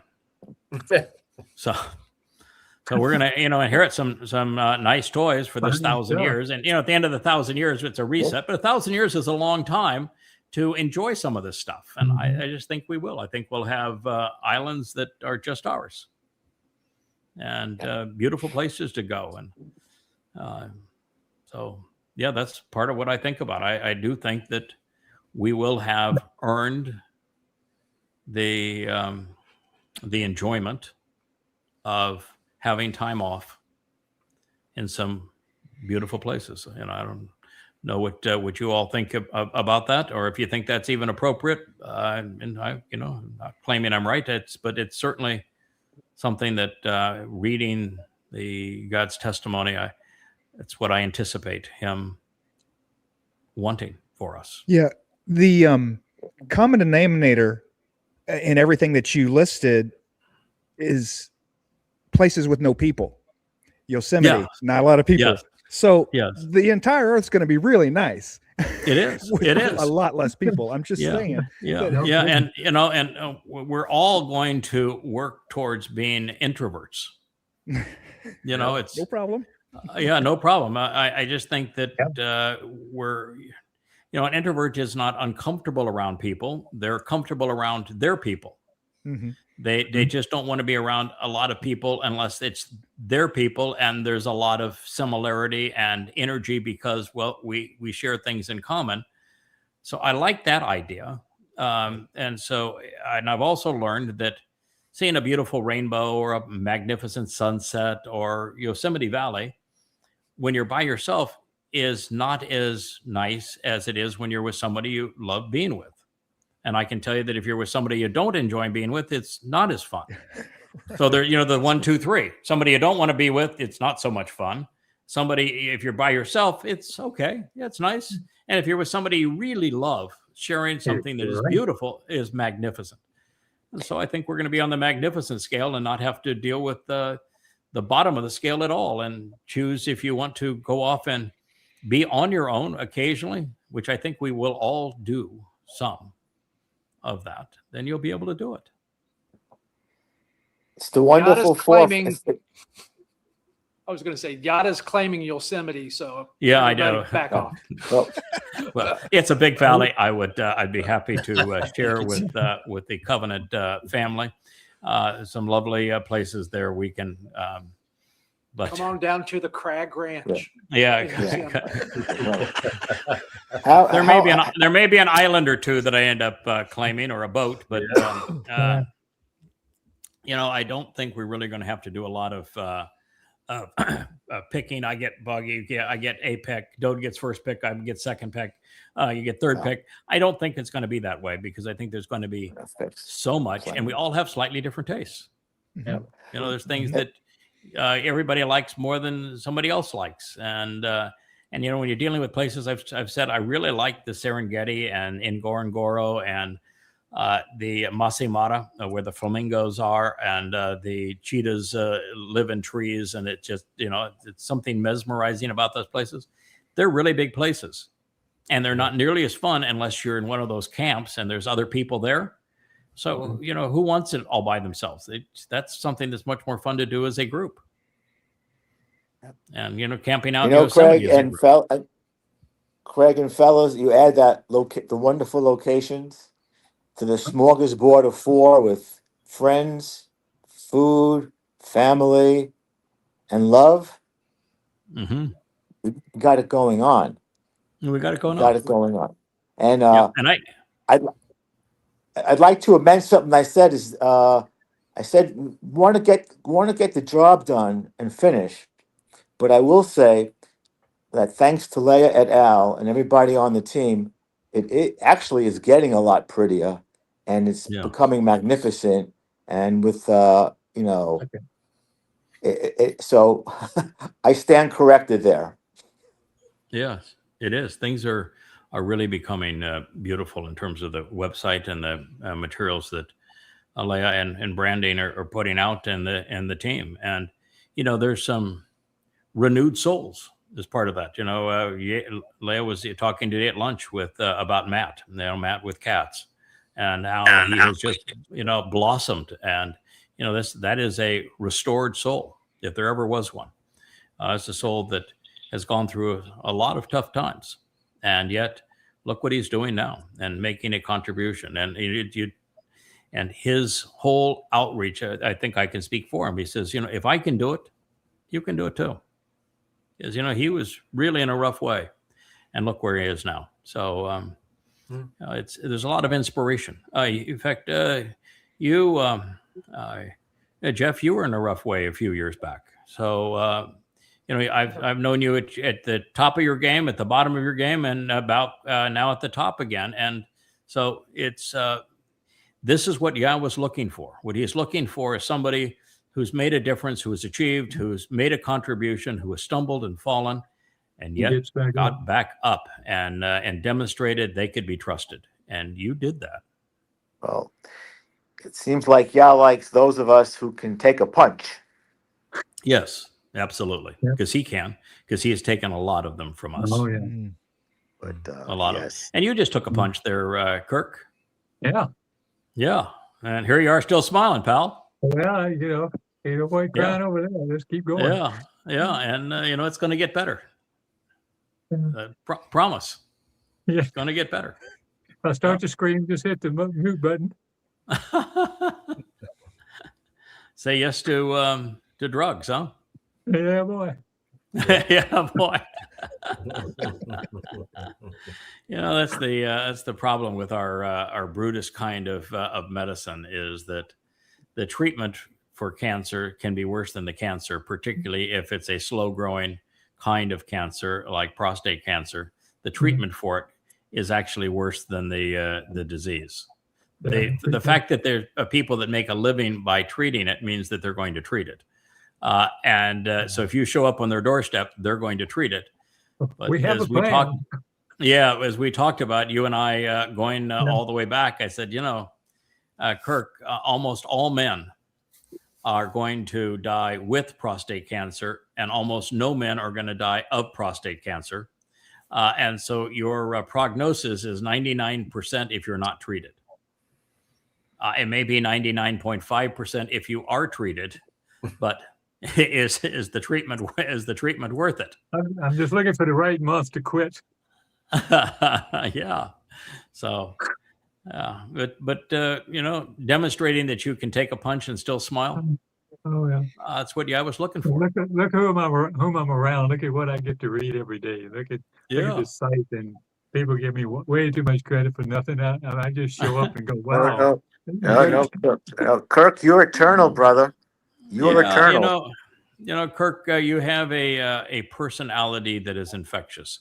We've gone through ups and downs over the years. I've had people that have pretended to be genuine who have become really rotten and caustic and abysmal. And people all hated you because you were just so genuine. You were everything they weren't. And you can tell the people that demean you are the people who have miserable lives, that have nothing going for themselves, and all they can do is try to degrade others.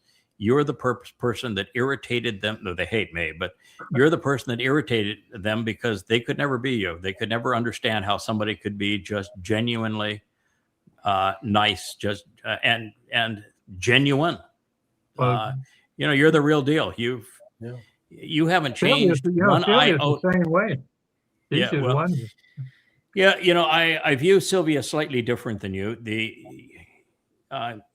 It's just like Dr. Jeff, I have known for 20 plus years, and I've known you, Kirk, for 20 plus years. Neither of you have changed at all in that period of time. Your personalities, your intellect, what we talked about, our souls, our attributes and attitudes are what they are. We collect in terms of our attitudes and attributes, and we are exactly the same with one another now as we were 20 years ago and 25 years ago. And I don't think you've changed it at all. And I think that's a good thing. You're a genuine, supportive, loving friend. And you're inquisitive. You love learning. You love Yahowah, and you love sharing what you have learned. and you're always willing to engage and make a contribution. Oh, look at this picture that's behind me. This the old tree and the sea. It's so symbolic of who we are and what we're doing, and yet it's frames the backdrop for the show. Yeah, the Sylvia, I think, is different. Sylvia has more of a bite. She is, and I say that very positively. I mean, I think the world of Sylvia. And one of the things I really respect in her is she's got backbone. She will tell you exactly what she thinks, and she's not worried at all about sugarcoating it. And I just think that is remarkable in a woman. She is no nonsense and total character, very judgy. And again, I think that somebody who is very judgmental is somebody who is right, who somebody has character, somebody who knows the difference between right and wrong. She does. I mean, that woman's a keeper. I think so. I have never seen anything from Sylvia. I'd said, that I would question everything I see and hear from her. I'd say, that's Sylvia. I would not want to cross her. I'll tell you that. I sparred with her only once. I sparred with her once. Happening over this. It happens to be over this picture, and she absolutely trounced me. And Wow. And so I just acquiesced and said, so the picture is going to be sitting in my office, and here it is sitting in my office because she won, and so you got to respect that. Yeah, she's cool. Yeah, she's cool. Absolutely. Well, we have like 10 minutes to go for our 2 hours, and I'd be remiss if we didn't at least share something from the 89th Mizmowr. So if you all don't mind, we'll talk a little bit about the 89th Mizmowr before we close. Yes, sir. All right, I'm going to begin by saying that according to my unwavering love, now this is Yahowah speaking.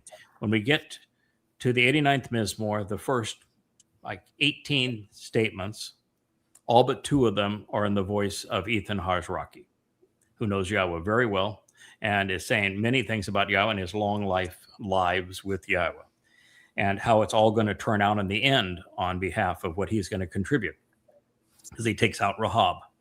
And then then Yahowah has 2 statements about his son. He just says his son is his co-worker. He's the one through whom he has created the covenant. The covenant was literally created with Dowd. And he says he's my chosen one. So he makes some statements about Dowd that just end the argument that there's nobody else. Can be no Jesus. There can be no Bar Kokhba. There's no religious opportunity. It's Yahowah and Dowd, and that's it. Then after Hazraki has hung him up and said, all right, in the end, I know my job. I take out Rahab, who is this Satan character that is Donald Trump today. So I got that to look forward to. He begins what is something in the range of 30 straight statements that are all in Yahowah's voice. And this is one of them. He says, accordingly, my unrelenting love, my enduring devotion, my unmitigated favoritism and affection, even generosity, I will never remove or withdraw from being with him. So what are the odds that he gave up on Dowd and went to Jesus? 0. I will never withdraw or remove from him. This was actually written in the Hiphil imperfect. The Hiphil makes the subject, which is Dowd, a participant in the action such that he is an understudy to Yahowah. And the imperfect conjugation means it's ongoing. There is no end to this. This is action that just continues over time. Because I will never communicate something which is not true. Nor will I ever contradict myself. Now, what that means is there can be no New Testament, because the entire New Testament contradicts Yahowah's testimony. From beginning to end. Every time that Paul quotes God, he misquotes him, and he derives the absolute opposite of the intent that God conveyed. He's calling God a liar the entire time. And so you can't have a Talmud either. There's no religious wiggle room with this. God says, I will never contradict myself, which means there can be no Quran. Quran is contradictory from beginning to end. Then he says, my steadfast commitment to the truth is directed at Dowd. I will never dishonor or betray, nor will I poke holes in Barathani, my covenant family. I will never defile, treat as if it were common or not uniquely special. I will never hold in contempt. I will never sully. I will never desecrate. I will never perforate. I will never create loopholes. I will never violate the nature of. I will not betray my covenant relationship. In other words, that covenant relationship, there was Leah, obviously, that just walked by. That covenant relationship that was conceived and presented so long ago, first modeled with Noach, and then narrated with Abraham, and then articulated through Moshe, and quantified through Moshe, and then enabled through Dowd. Same covenant all the way through, and the one fulfilled as we began this program, as explained through Yirmeyah, Jeremiah 31, when it's renewed with Yisra'el, with the Torah being written inside of us, which means if the Torah is written inside of us, there's no room for an oral Torah or a Talmud. There's no room for a New Testament. There's no room for a Quran. It's the Torah, period. Just follow the script. Follow the script. I will never dishonor, betray, or poke holes in my covenant, nor will I ever alter, disguise, or change what has gone forth from my lips. You know, I wrote 5 books on Twistianity, is to say the entire New Testament is trying to change what God said, including everything that he writes here in the 89th Mizmowr. It's all changed. And so the religion has a 0% chance of being genuine.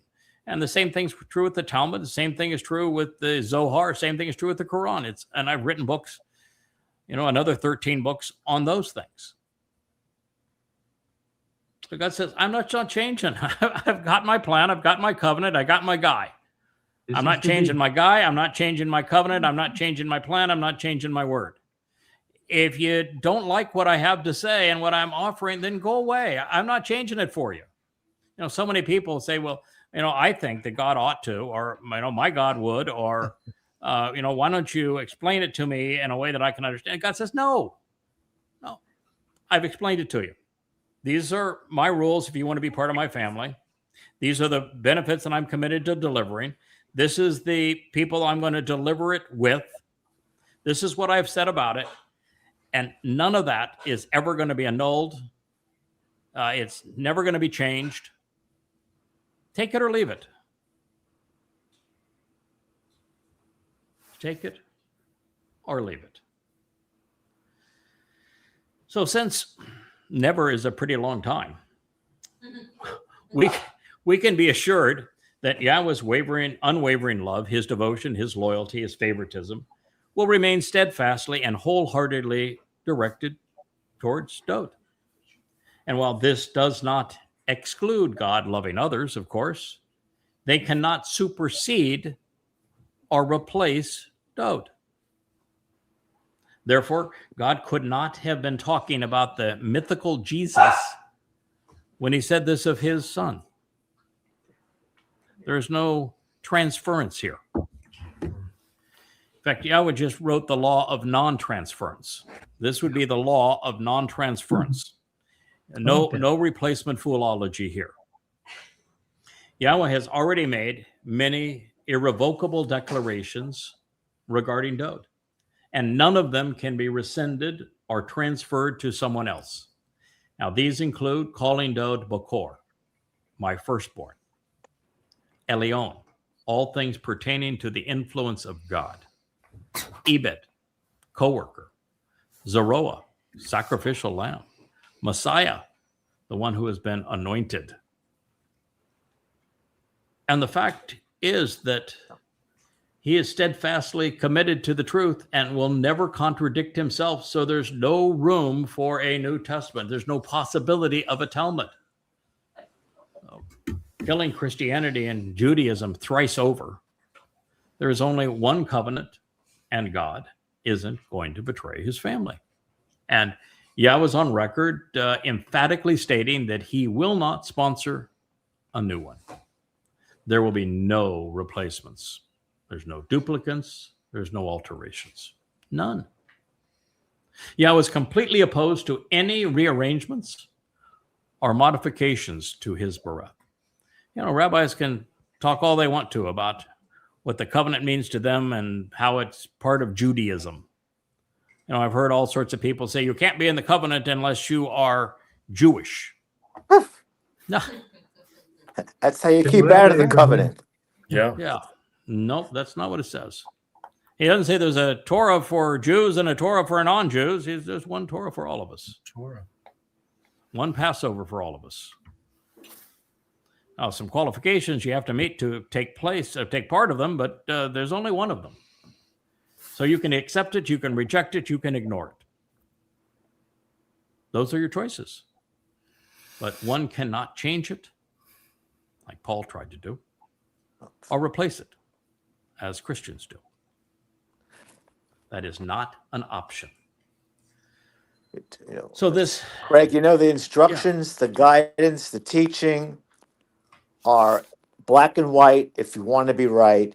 And as you go on, as your wonderful podcast yesterday illuminated, even the term Mashach with Yah's Shemet, Shemesh, his special oil. Yes. All right. That blows away some unknown Messiah who's going to come as a mighty warrior or some mythical fake Jesus who played in the Ardennes. Yes. Give me a break. Flashed around in the Ardennes. God says, no, with my special set apart oil, I anointed him. That's right. No, there's no replacing that. There is no substitution here. You know, all those people who have claimed over the years that they are a Messiah. No, you're not. And Jesus didn't even exist, so he is not. And Bar Kokhba most certainly is not.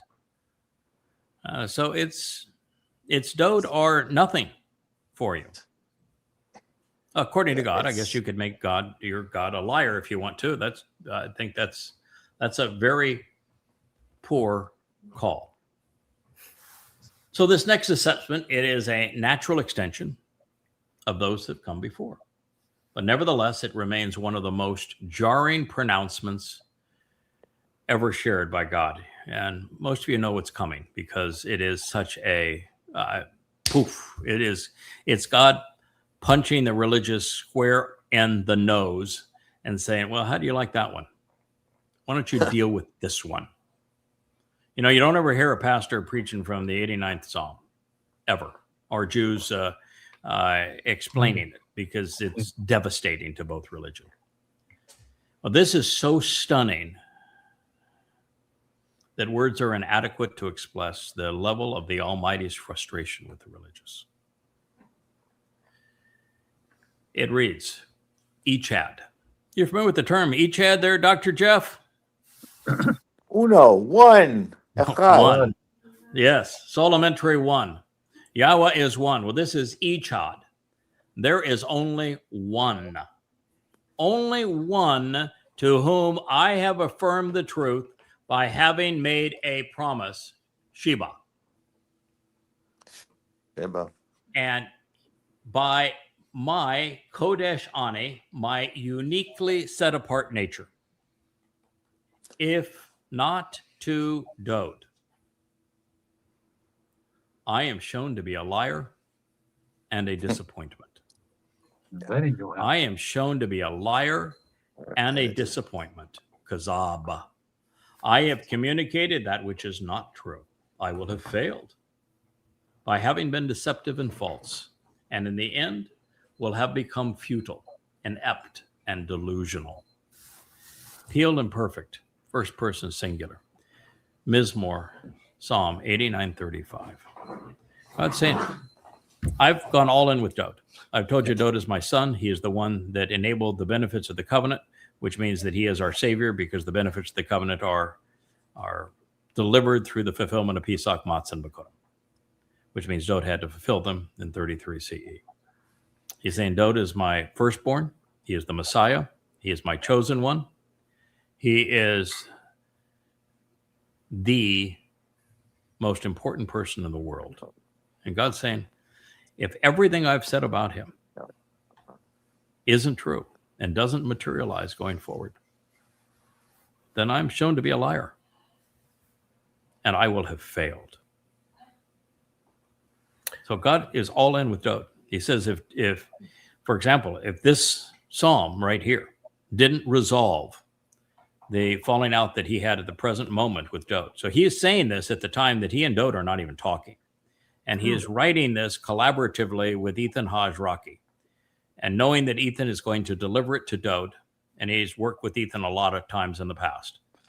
And so he's saying right now, if I fail through Dowd, then you can call me a liar, and you will know that I'm a failure. I'm a disappointment because I couldn't get it done. And that's hard for people to process. Yah always gets it done, and he basically just told the Abrahamic religions, game, set, match. Yeah, but there's something more subtle even in that. What Yahweh is saying is that I have chosen to work with certain people. And I trust these people sufficiently that I'm telling you who they are and what I'm going to do through them. And I'm so confident in that I'll put it all on the line. That if we don't succeed together collaboratively, fulfillment of Pesach, Matzah, and Bekurim, for example, with Dowd, the return with Dowd on Yom Kippurim, if we don't deliver, I will have failed. He has no intent on failing. Yeah, I agree with you, Yada. You can almost see Yahweh in this 35th verse just pushing all the chips just right to the center of the table. Yeah, right? all in. I'm all in with this. I'm all in. Either we go this way or we don't go. We don't go. Yeah, that's exactly right. Yeah. This is all in, and he's not bluffing. In this case, he has a royal flush, and his royal flush is ace high, and he's going all in. He says, "I'm holding the cards. I know what the cards say. In fact, and a royal flush should be 5 cards. I've got 5 people that I use in this process. I know who those 5 are. I know who my ace is. I know who my king is. You know, I know who my joker is. I know who my team. Yeah, it's just funny. It's joker, of course, would be ElYah. His queen would be our Amma, Mizmowr. His king is Dowd, and his ace, his fixer that he keeps on sending in, that's Yada. So you know he's and then the 10 are speaking of the team that he's going to deploy to get all of this done. And so he says, I'm looking at my cards here. I know what my cards say. I'm going all in here. You want to play? Want to think I'm bluffing? Want to challenge me? Want to call me a liar or a bluffer here? This is your opportunity. See how it measures up. That's exactly what he's doing. That's a beautiful metaphor. He's going in, going all in, and he's not gambling. No. And the reason he's not gambling is, to use another metaphor, he's not rolling the dice with the universe. No. He's everybody that is part of making this happen, because Dowd doesn't operate alone. Dowd doesn't earn Yahweh's trust to even being delivered to fulfill Pesach, Matzah, and Bekurim without the intervention that's taking place here. And Dowd doesn't have the wherewithal to get through that next life without a loving mother and father. And the reason he didn't have a loving mother and father and got himself in this mess in this life is because he didn't know his mother and father. And his father was awful, and his mother was awful too. And so he ended up representing Yisra'el. And he was as angry and embittered against God as Israel became. But what Yahweh proved with him is that set straight, get his mind right, get him returned, that he was not only salvageable, he could redeem all of Israel. So Dowd becomes the exemplar for what God's trying to do with Israel. He says, I know this guy. I've worked with him before, and I know who's going to support him to get this job done, and I know I can trust them. I have a family around him that's going to make this happen, and it's going to work, and so I know exactly what my cards say. You want to bet against me, world? Go ahead with your religion. See if I care. I'm not looking for a big crowd. Maybe I want to, beach in an island on my own. I'm not looking for a big crowd. I'm not trying to save everybody. He just wants some people he can trust, that he can hang with, that he can enjoy, that he can go explore places with, and know that they're not going to do something stupid, and that they're going to be net contributors to the experience. They're going to add something to it. That's what he's looking for. And he says, I know who my players are. I've got my cards right here, and I know we're going to prevail. So I'm all in. You want to call me a liar? Want to call my bluff? That's what Christianity did. They called God a liar. They called his bluff. And he laid down a royal flush. Goodbye. That is the story here. If you're religious, you're betting against God. And he takes risks. God takes risks. He's working through people. That's why he keeps on saying, if they don't perform, if they give up, if I pick the wrong team and that team fails me, then it's all over. I don't think they will. And of course, part of it is that when you get towards the end, now, because he's got so much on the line, he's got 7 spirits churning away, so that, every day, 5 times a day, I say, oh my God, how that is spectacular. What a great insight. Can't wait to learn more about that, prove it, translate everything around it, exercise my, full capacity to be perceptive, and then share what I learn. And he's doing this now at a prodigious pace. So, he has definitely lubricated the wheels of this machine. We're in full roar in this locomotive going down the tracks. You'd be real foolish to step in front of it. But we're not trying to get anybody's way. We're not trying to run over anybody. We're just cutting a line in the sand and the line in time, a line in space, and say, be on this side, be on the other side. Your call. Just get off the damn tracks. One way or the other. Take your pick. And with God holding all the cards and saying, I'm all in. Isn't that a beautiful picture? I love that, Will. Yeah. Think he's pretty confident? Yeah. Yeah. It's remarkable the amount of trust that he has in this team and in this family. It is. He's Joe talks about bragging about Yahweh. He's almost bragging about us. He is bragging about us. Yeah. Yeah. Bring it on. Yeah. Because Dowd doesn't work without us. Yeah. Because first of all, he would never shown up for Pesach, Matzah, and Mekutim. He could not have fulfilled them. But even if he had fulfilled them, no one would know about it. Right. For the last 2,500 years, no one knew he did it. And so what's the difference between doing it, no one knowing about it, and not doing it at all? There is zero difference. And so it is a losing hand. You might as well just fold if we don't enter the fray and say, no, it's Dowd. He did this. He's the returning king. He's the savior. He's the one who was crucified in 33. There is no Jesus. There is no Bar Kokhba was a crappy choice. You ought to have paid attention to what God said. This is what God said. This is who our Savior is. This is who the Son of God is. This is who the Messiah is. This is who the chosen one is. It's Dowd. And so had we not done that, and by the way, this is Yahweh's name. God's name is Yahowah, and this is how it's pronounced. This is why it's important. These are the terms and conditions of his covenant. This is the intent of each of his 7 Moed Mikre, and there's no other meeting times with God. There's no other way to him other than these 7 Moed Mikre, and this is the timeline that they have been and will be fulfilled. This is how much time you have left. This is going to happen between now and then.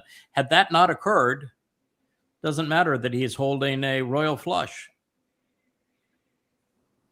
So he is indeed bragging about us. He's I think God's tickled pink that I don't know if pink's the right color, tickled blue maybe. He's really pleased.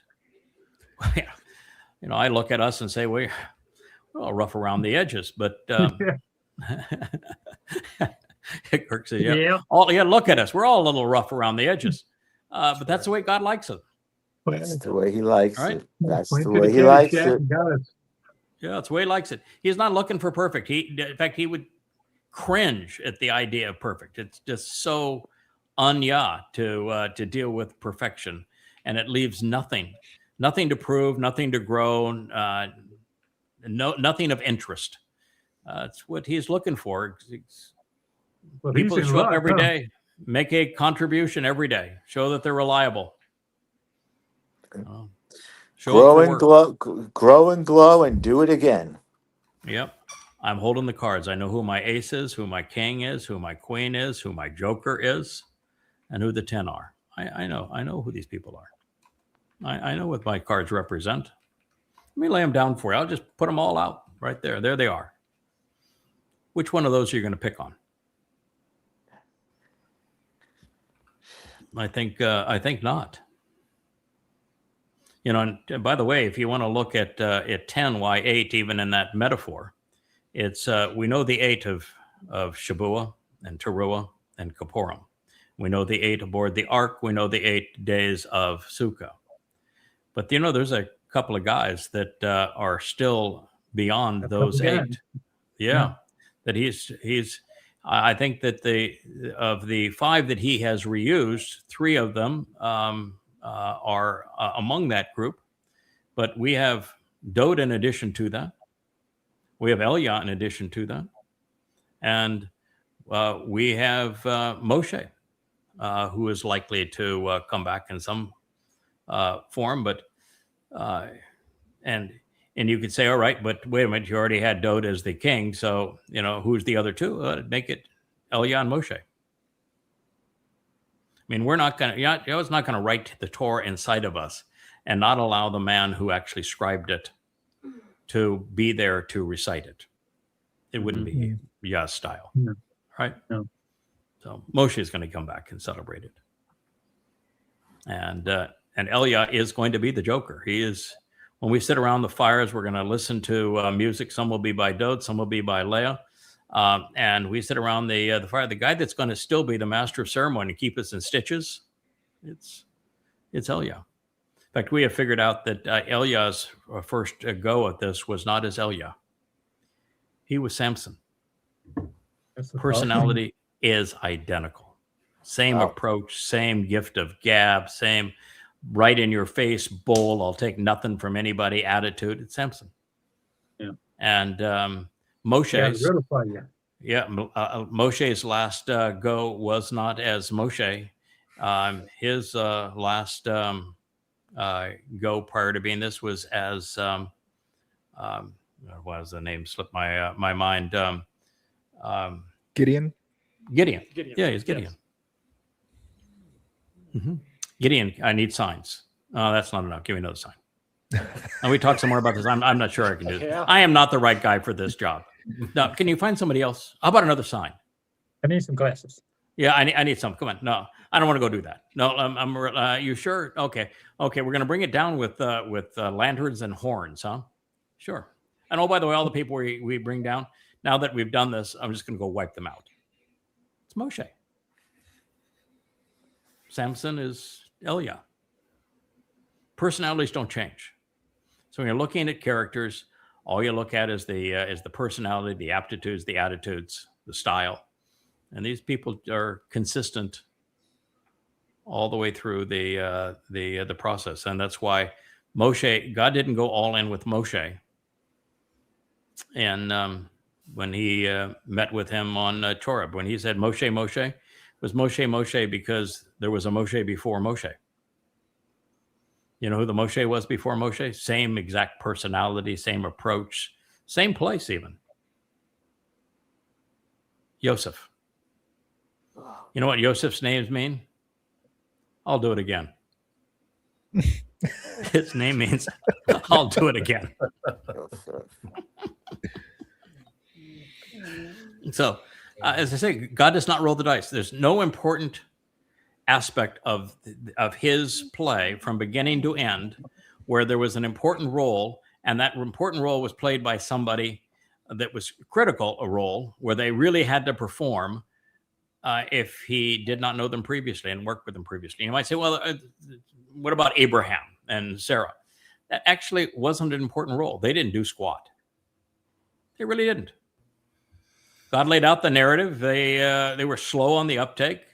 They kind of went along with it. There was no intelligent summation of it. There was no, I don't think it was a single point where they said, oh yeah, now this is what God said. This is what it means to us. This is the implications going forward. No, they were always a step behind. And so it was just someone to narrate it through. And you look at Yishak, there's nothing really special that happened during his life. You look at Jacob and suppressing your brother Esau. And he had all sorts of trials and tribulations. There's really nothing pretty or spectacular of his life. And the 12 sons of Israel, they really start off rough. There's only one of them that has an exemplary life, and that's the one that got, I'll do him again, Joseph, who was in, of all places, Mitzrayim. Mm-hmm. If it's an important role like Noach, you had to save Nasalma man. That's a retread. It's Ethan Hazraki. I got to save Dowd from himself. That's a retread. There was serious problems at the time of Gideon. That's a retread. And so that's what God has done all the way along. ElYah with Samson. Yeah, he'd been through the ringer before. He had performed exactly the same way.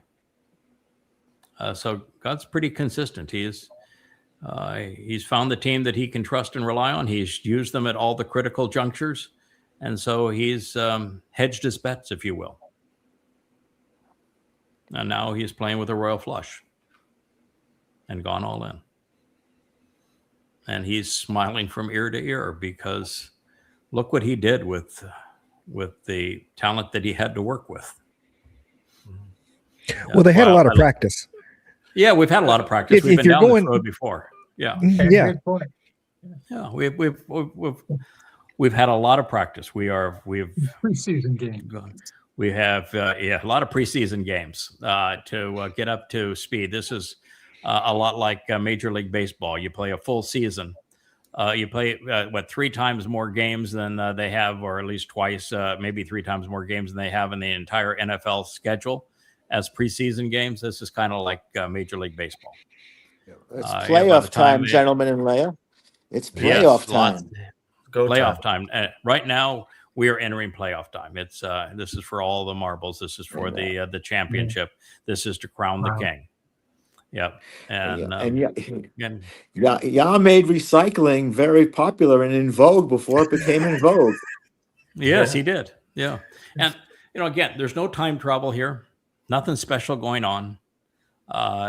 God keeps and coddles and enjoys souls that tickle him, that he finds interesting, that he finds useful, that he can rely on. We always know that souls go to Shamaim. We're clear that God took Enoch so they could redeploy him. It's obvious that Yahowah took ElYah, and he even tells us when he's going to redeploy him. He tells us that after a natural death, that Dowd is coming back twice more, once to fulfill Pesach, Matzah, Makorim, which Dowd gives the exact date that he's going to fulfill those and describes exactly how he's going to fulfill them through crucifixion and go into to Sheol. And he says that Dowd's coming back as ElYah, as the influence of God, and going to be king forevermore. So we know that God is on record saying, I'm taking these people, their souls, and I'm putting them in these places in my timeline, chronologically, never going back in time, but putting these people in their place along my timeline and using them multiple times. So you're saying, well, so he said that about 3 people, but he can't do it with 5. Right. Strict limit of 3 this week. And he's on record saying I'm going to do it 3 times with Dowd, but he can't do it 7 or 8 times. Sure can. Why? Why? And why wouldn't he, since he can? And why would God say, I'm going to do something really important, but I'm going to try somebody I've never worked with before? Why would he do that? No. It's Craig, you just also have given meaning to another perspective on anti-Shemitic. We all know that it really means against the name. We think of Yahowah, but knowing who Dowd is and what another manifestation was as Shem, it's against my son as well. You're against my name and you're against my son as well. Yeah, chalk one up. That's a good one. Exactly. That's almost as good. That's almost as good as Will's. I'm all in, but it's true since Noach practiced run on delivering the kinsman redeemer. That's the reason we know that it was Boaz and Ruth that returned to deliver the kinsman redeemer, because that's the promise. And it's Noach and his wife that gave birth to Shem. And Shem means the name. And so anti-Shemite is against Dowd. That's Dowd's soul. There you go.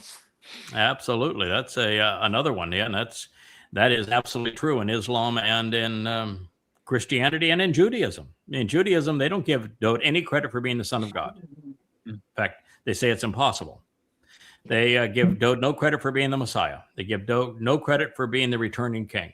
They give Dowd no credit for being the savior who enabled the benefits of the covenant. Everything God said. They give Dowd no credit for being the chosen one. They don't even pronounce his name right. In the backdrop of all this, excuse my interruption, but for several days now, I've been thinking about how Satan, you said, Satan didn't want to be like God. He wants to be like Dowd. I mean, Correct. you see, everything is just, it's so overwhelmingly, these are the two that are fighting it out, basically. And Satan is a created being. Yeah. And as a created being, he knows he can't be Yahowah. Yeah. But he prevails, and he gets to keep the earth as his for however long it lasts, and it's not very long because everybody would be dead, if he can replace ElYah. And so in Isaiah 14, when it says he wants to be above the Most High, it's ElYah. And the one person that Yahowah calls ElYah is Dowd. So, in fact, what Satan's trying to do is to replace the Messiah and Son of God, Dowd. So, do you know a religion that has a Messiah and Son of God that replaces Dowd? Christianity, right? Mm-hmm. So, guess who is the God of Christianity? All you got to do is just put you could probably put that one through an AI, and an AI would be able to figure that one out. Yeah, even an AI could figure that one out.